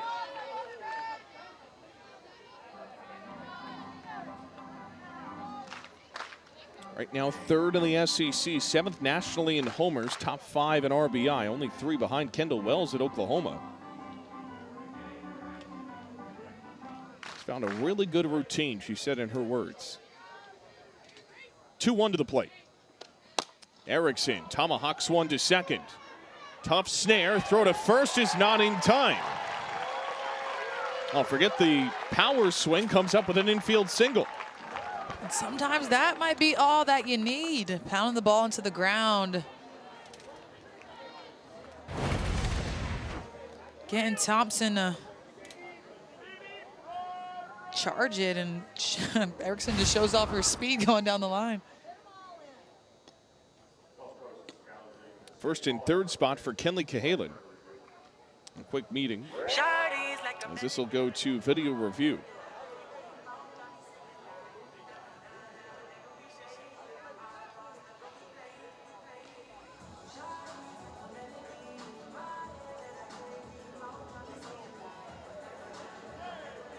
Well, they will send this to review to see if Jocelyn Erickson was safe or out at first base.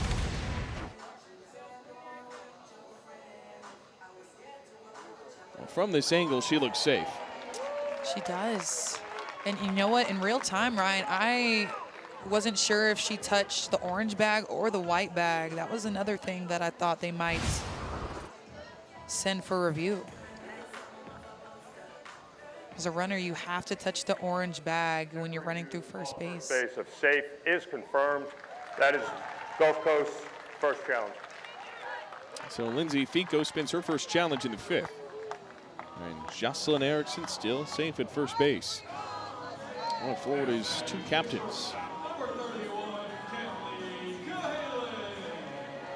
Gives way to Kenleigh Cahalan.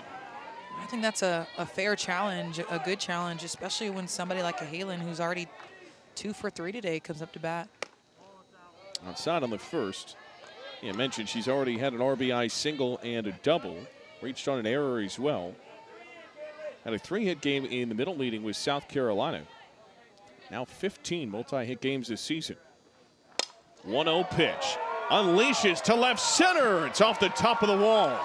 Shoemaker's already in on an RBI double for Kenleigh Cahalan. She's got 3 hits, 2 doubles, and an 8-5 Gator lead.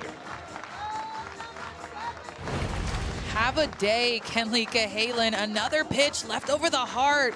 Low in the zone, but she just drops that back knee, gets her barrel under it, and drives it off the wall in center field. Another Gator run up on the board. A dozen doubles this year for number 31. Townsend Thomas climbs in with 2 outs. First pitch away from Thomas. It's 1-0. Thomas has walked twice. Also had a homer this past weekend in that South Carolina series. Finds his own here, 1-1. Came in dramatic fashion.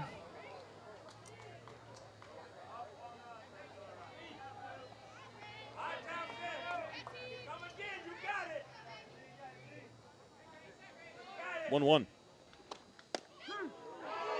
Finds his own here. It's 1-2. FGCU has done enough to hang around, but Florida, one big swing here could put this maybe a little too far out of reach. Well, time is called.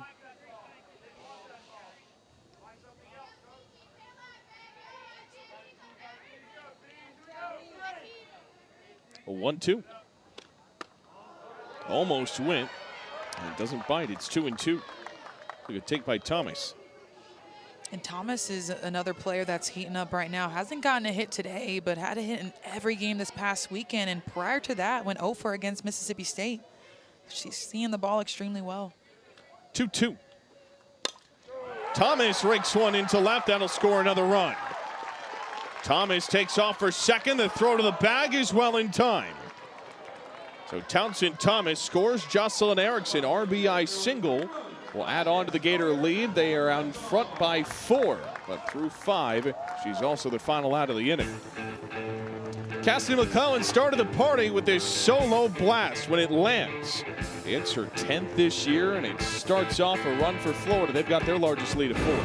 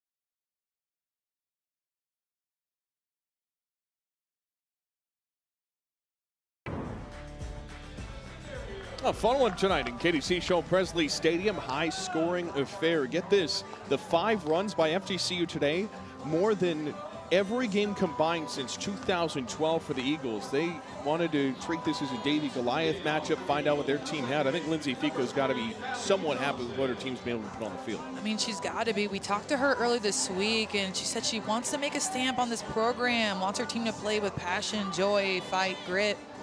That's exactly what they've displayed in this game. You could look at the scoreboard and see for yourself. Just came out hot and continue to fight. That's the kind of culture that she wants to create. Well, Florida's top of the order is still taking over in spot 7. It's from that part. Allie Thompson leads off. Makes way outside here. 2 balls, no strikes. It's been the bottom half of FGCU's order that has produced most of the run production. Gibson, who's on deck, had the 2-run blast in the second. Thompson has reached twice, also had the RBI double. 2-0. Thompson pops this off foul, 2-1.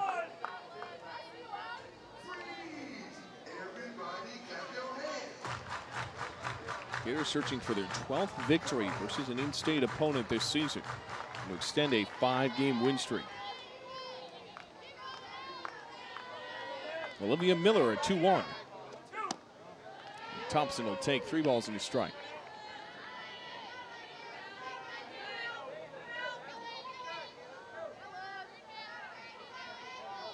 Gators will have Auburn this upcoming weekend. FGCU on the road at Jacksonville.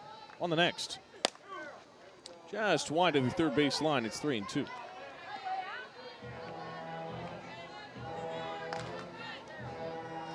This Florida team getting challenged today in the midweek. Have aspirations of being a super regional host once again. 3-2. Thompson flares this over the screen.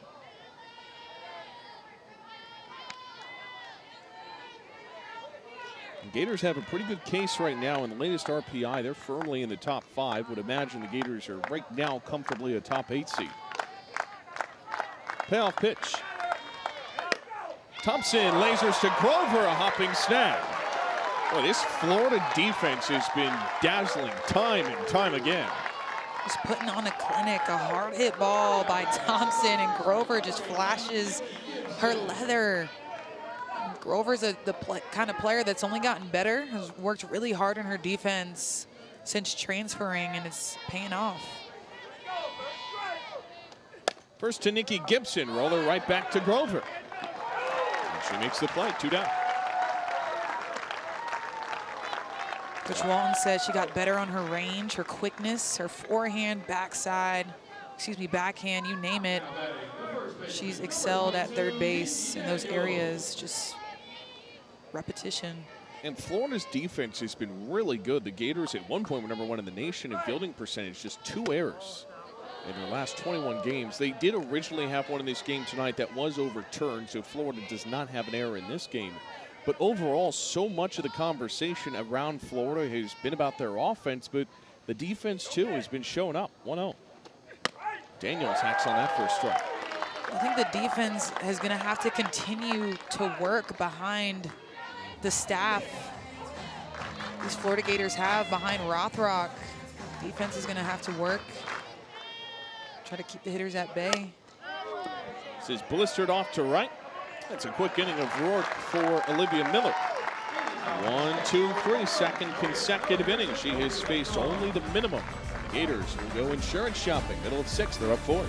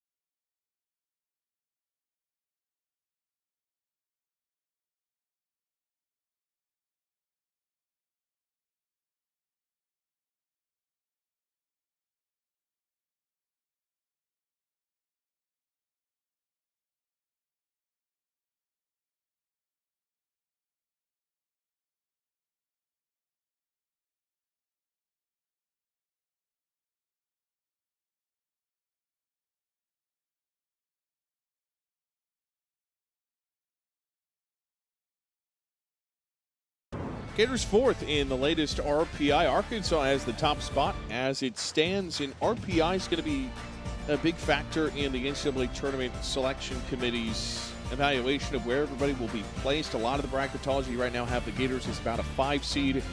The other wrinkle of the NCAA Tournament this year, Alicia, is they're seeding 1 through 32. So regionals will look just a little bit different in that regard. Some of the bracketology having Washington coming to play Florida. Kendall Grover leads off. But regardless, Florida has hosted a super regional last couple of years, and that's so important because it just increases your odds playing in your own building in those high stakes games. 1-0 pitch. And slow ball 2, getting back to the World Series. Yeah, we talk about the home field advantage, but also just not having to travel, not having to put your body through, what travel consists of. You're able to play in your home crowd, be comfortable. The fans bring a lot of energy, continue to feed off of them, and vice versa. Playing at home, it truly makes a big difference, especially when it comes down to hosting in that super regional. 3 out of the zone. Here it is to Grover. A strike here on the inner half. It's really interesting because Arkansas performing well helps Florida in a little bit of a weird way, since That was Florida's SC series that they dropped on the road just barely in walk-off fashion. 3-1.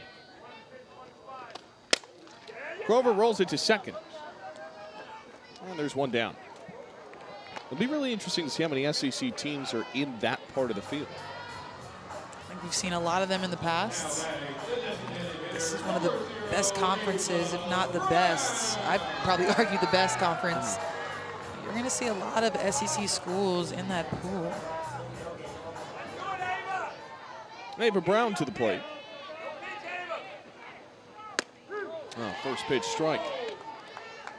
Ava Brown, in Coach Walton's words, has earned this opportunity every bit after getting injured in the Cal game back in late February. Returned in the Mississippi State game to a standing ovation. So one's outside, ball and a strike. It was a real goosebumps moment. The crowd erupting came in right after a go-ahead 2-run blast from Kenley Cahalan. Said it was one of the most surreal moments I've ever experienced in my career. 1-1. Brown will take here, 2 balls and a strike. And Tim Walton said he's never seen anybody come back and look that good, confident, well-timed. That's why she's right back to being an everyday starter in the DP role. 2-1. Brown hops one to short. That's dropped out there by Wiley. There'll be no play.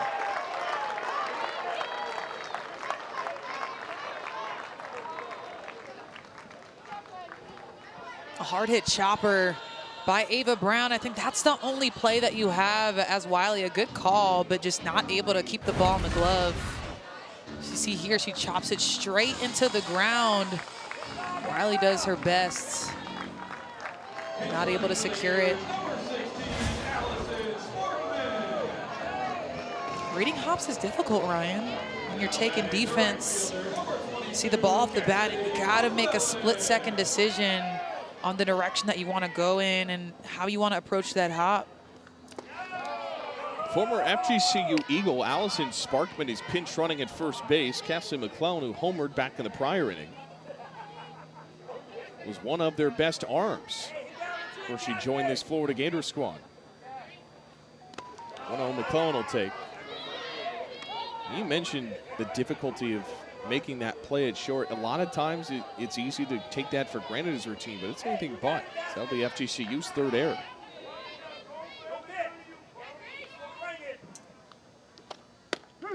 Two O's into the corner.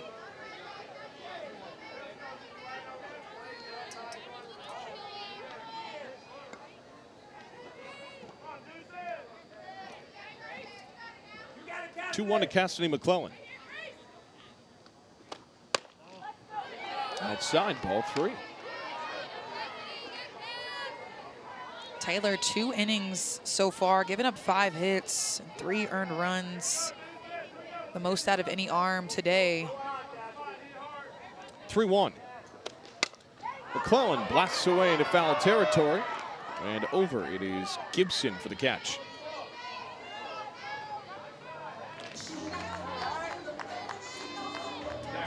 Well, Wesolowski will hop back in.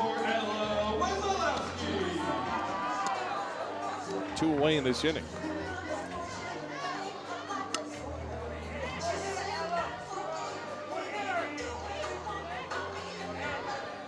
Gators challenged in this midweek, but have scored. Now 5 unanswered. Looking for more on the first to Wesolowski.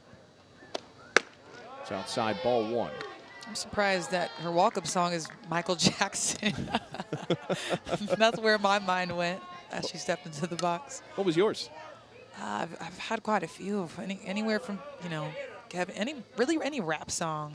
I'll throw in my walk-up song. 1-0 is whipped to third, and Gibson's a smooth operator, throws to first, and that will retire the side. Last chance to dance for Florida Gulf Coast. Gators are up 4 as we go to the 7th.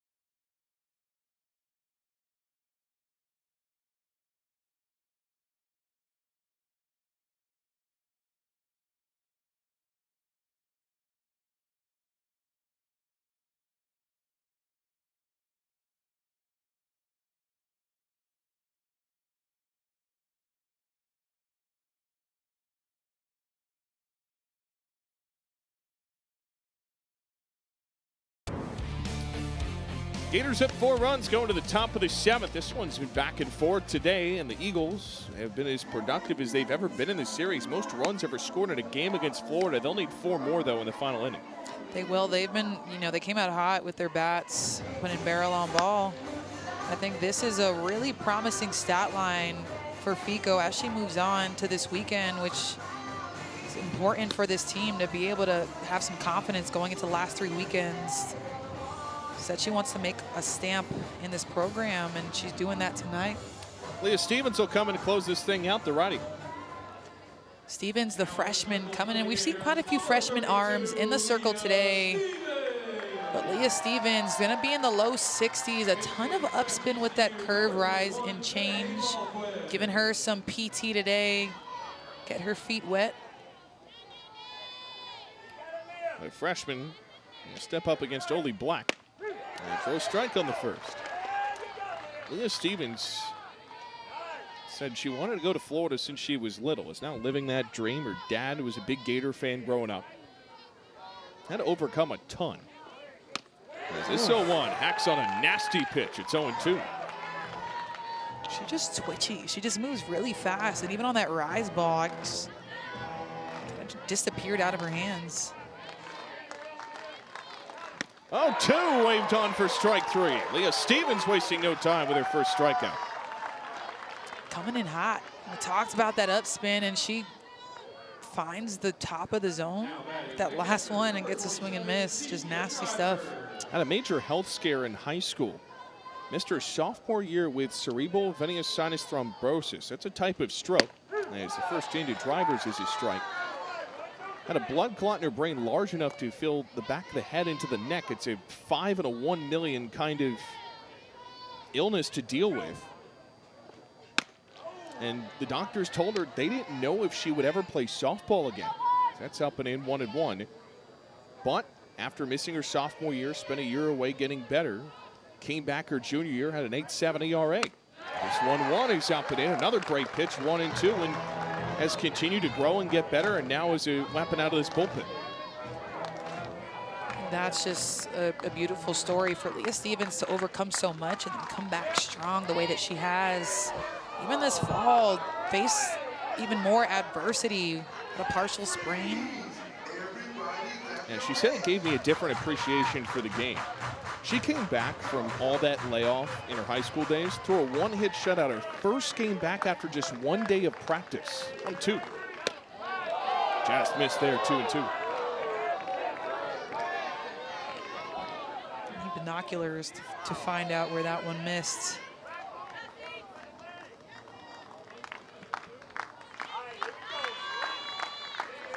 Two. Up and in, ball 3.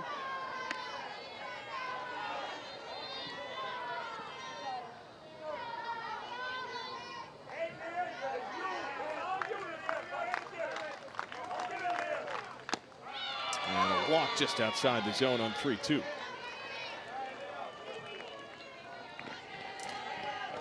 So misses there. The freshman puts one on base with 1 out. Williams, 2 spot in the order, will step in. And if you're playing the steep odds here, for FGCU, tying run is now in the hole. With long ways to go and only 2 outs to work with. And Kamari Williams is up. Lindsay Fico will bring in a pinch runner.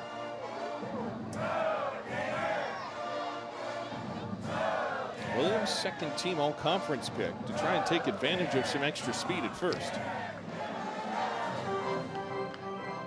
So if you're FGCU, how do you carry this kind of game forward into the weekend, even if they don't come out with a win? Well, the confidence, I think, speaks for itself. They came out hot, and just knowing that they can face a pitcher like Oxley and hit her hard, but then just, I think, how they've been able to just navigate the rest of this game and not giving up and looking confident in the box, I think is going to translate into the weekend. I think the biggest thing, too, is also the pitching. We talked about the walks that they've given up, the free passes. They can continue to limit those. I think they're going to be in good shape with how they're performing tonight in the box. Snap tag, throw to first is not in time to get the FGCU pinch runner.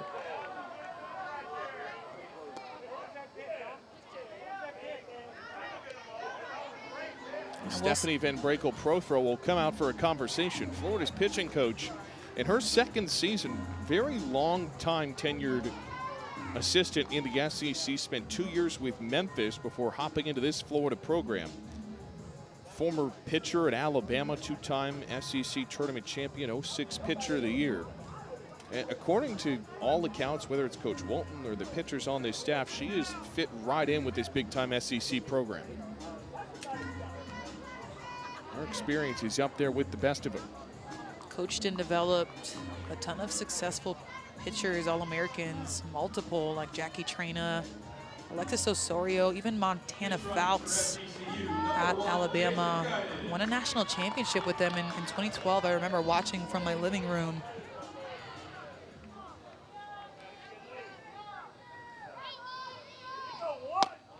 Two-0 is outside.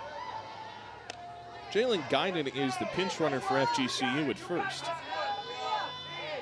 A local product, grew up in Trenton, Florida, just down the road. There's a strike, it's 3-1. Trenton, a really small town. Other person I know from Trenton is Taylor Fuller. Spent a few years in the Gator uniform. There you go. That's outside the zone. Another walk back-to-back from Stevens. Well, this is a little bit of a trouble spot, Alicia. All of a sudden, tying run is on deck for Florida Gulf Coast. Stevens came out hot with a lot of pitches that were dancing and getting swings and misses, but now they're holding off on them and having a little bit more discipline, and Leah Stevens has got to find the zone, make the ball dance through it if she's going to be successful in getting out of this jam. Coach Walton will come out, talk to Leah Stevens here. Checking in, Keegan Rothrock just hopped out of the pitching lab in left field. Now, she's been taking some warm-up tosses, so TBD if Coach Walton will go to his pen and bring in the ace just to get the final 2 outs of this game, not take any risks.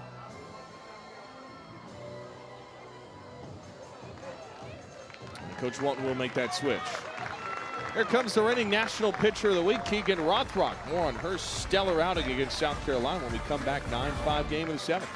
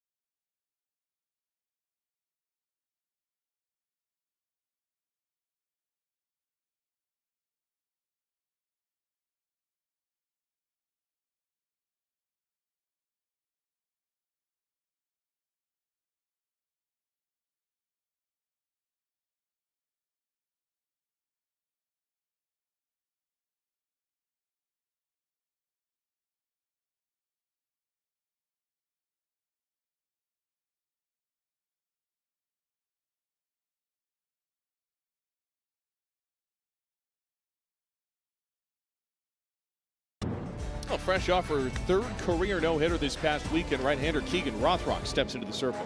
Rothrock is the rock for this Florida Gators staff. Undisputed ace. This weekend had a phenomenal few games. She's going to throw in the high 60s, throws gas, but swing and miss with that rise ball at 2 levels, but also throws a curveball and that changeup low in the zone. We're trying to save the day for Florida.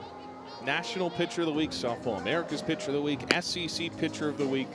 First for Florida since 2023 when Elizabeth Hightower won it. Keegan Rothrock this past weekend of the South Carolina series racked up 12 2/3 innings, only allowed 1 single run. But shaving down some of those walk numbers, Alicia, that would be going a long way. I think so too. When you look at how the walks translate into runs, got to think about minimizing that, especially for Rothrock. She's so dominant in the circle, and she's able to get a lot of swings and misses if she's able to make the ball dance. So she just got to keep it a little bit tighter. Gainesville native Paris Wiggs will climb in. Rothrock's first of the night. You bet it's a strike, 0-1. Wiggs played down the road at Gainesville High School. trying to get the tying run to the plate in the 7th. Rothrock's 0-1. On a piece for a strike. And Wiggs falls behind 0-2. Wiggs isn't a stranger to hitting Rothrock. Granted, it's been a year, but last year going 2 for 3 off of both Ava Brown and Rothrock. Seen him a few times already. 0-2. There's that rise ball. Good snag by Wesolowski.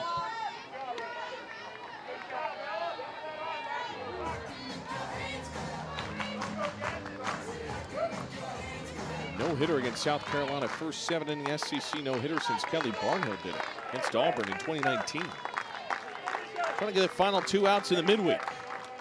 Rothrock will call time.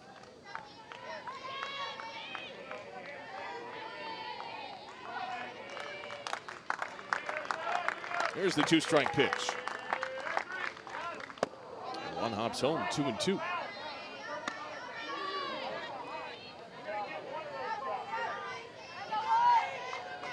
One of the nation's leaders in innings pitched this year. Seems to have lost her grip on that one a little bit. 2-2. Wiggs clobbers this right back to Rothrock. She'll go for the middle runner. Throw to first. Not in time there.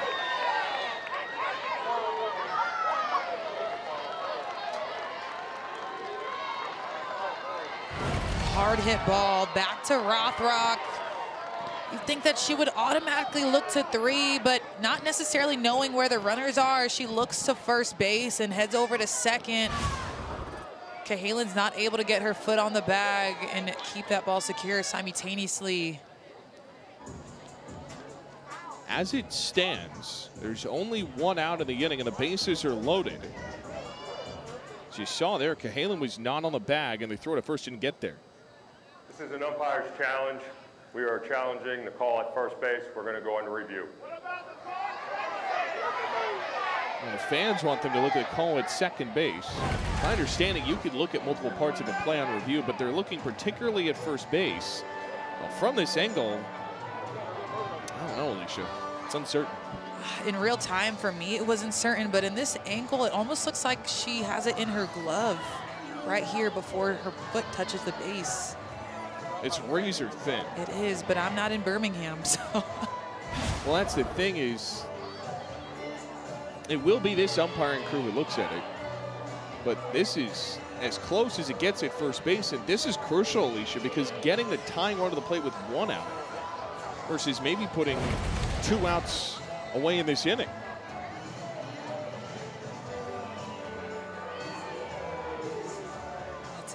It's a close call. I think from this look, it seems like she might be safe. Yeah, the call. I mean, the angle is definitely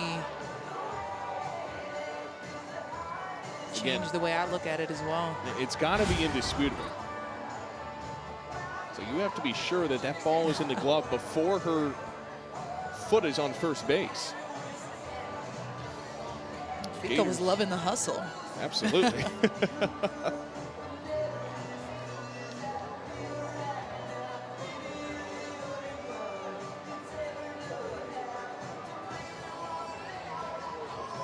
This is maybe one of the most important moments of this game, reviewing whether or not the runner at first base is safe. It looked awkward at second base because Cahalan's foot was not on the bag. So no out there, and then they threw to first. Call is they did not get it in time. After review, let's see. After review, the call safe is going to stand. Call will stand. Bases are loaded. With 1 out in the 7th. After Wiggs reaches on a fielder's choice.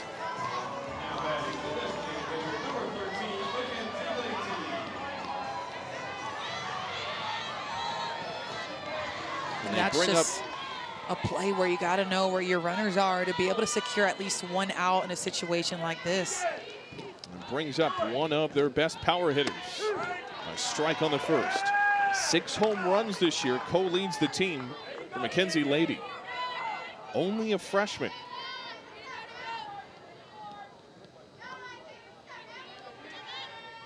Oh, 1.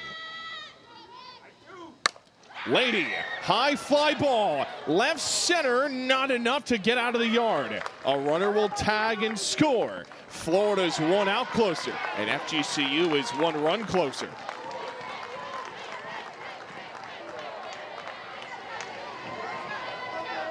And FGCU stays unfazed. A productive out by Lady, giving FGCU another opportunity to cut this lead. FGCU has not had a grand slam this year, missed it by a few feet. First pitch is fouled off, so it all comes down to Sophie Wiley, who does represent the tying run still for Florida Gulf Coast. And so now Keegan Rothrock trying to hold on for Florida.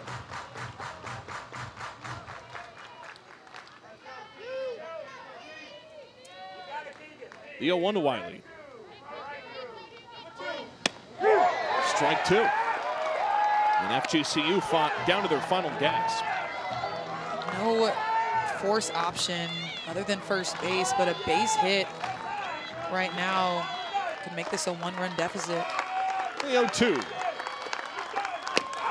Cut on and missed for strike three, and that's the game. Florida hangs on for a 9-6 win in the midweek over Florida Gulf Coast. Both teams using four arms tonight to try to secure a lead. Rothrock comes in and shuts the door to get Florida on top, but a great outing by FGCU. Bats came alive today. Both teams punched back and forth, but Florida came out on top. A few home runs we saw today over the fence. Both teams, something to be happy about going into the weekend. Gators will have Auburn in a 3-game set this upcoming weekend, and they'll head into that series on a 6-game win streak. What was a fun one tonight from Katie Seashell Presley Stadium for our entire crew, led by Nick Spanuolo. Jared Greenard, director, alongside Alicia Ocasio. I'm Ryan Urquhart saying good night from Gainesville. We'll see you back this Friday for the first game of the Auburn series, 6 o'clock start to that one. For now, it's Florida who takes it over FGCU. Back and forth if they're 9-6. The final KSP.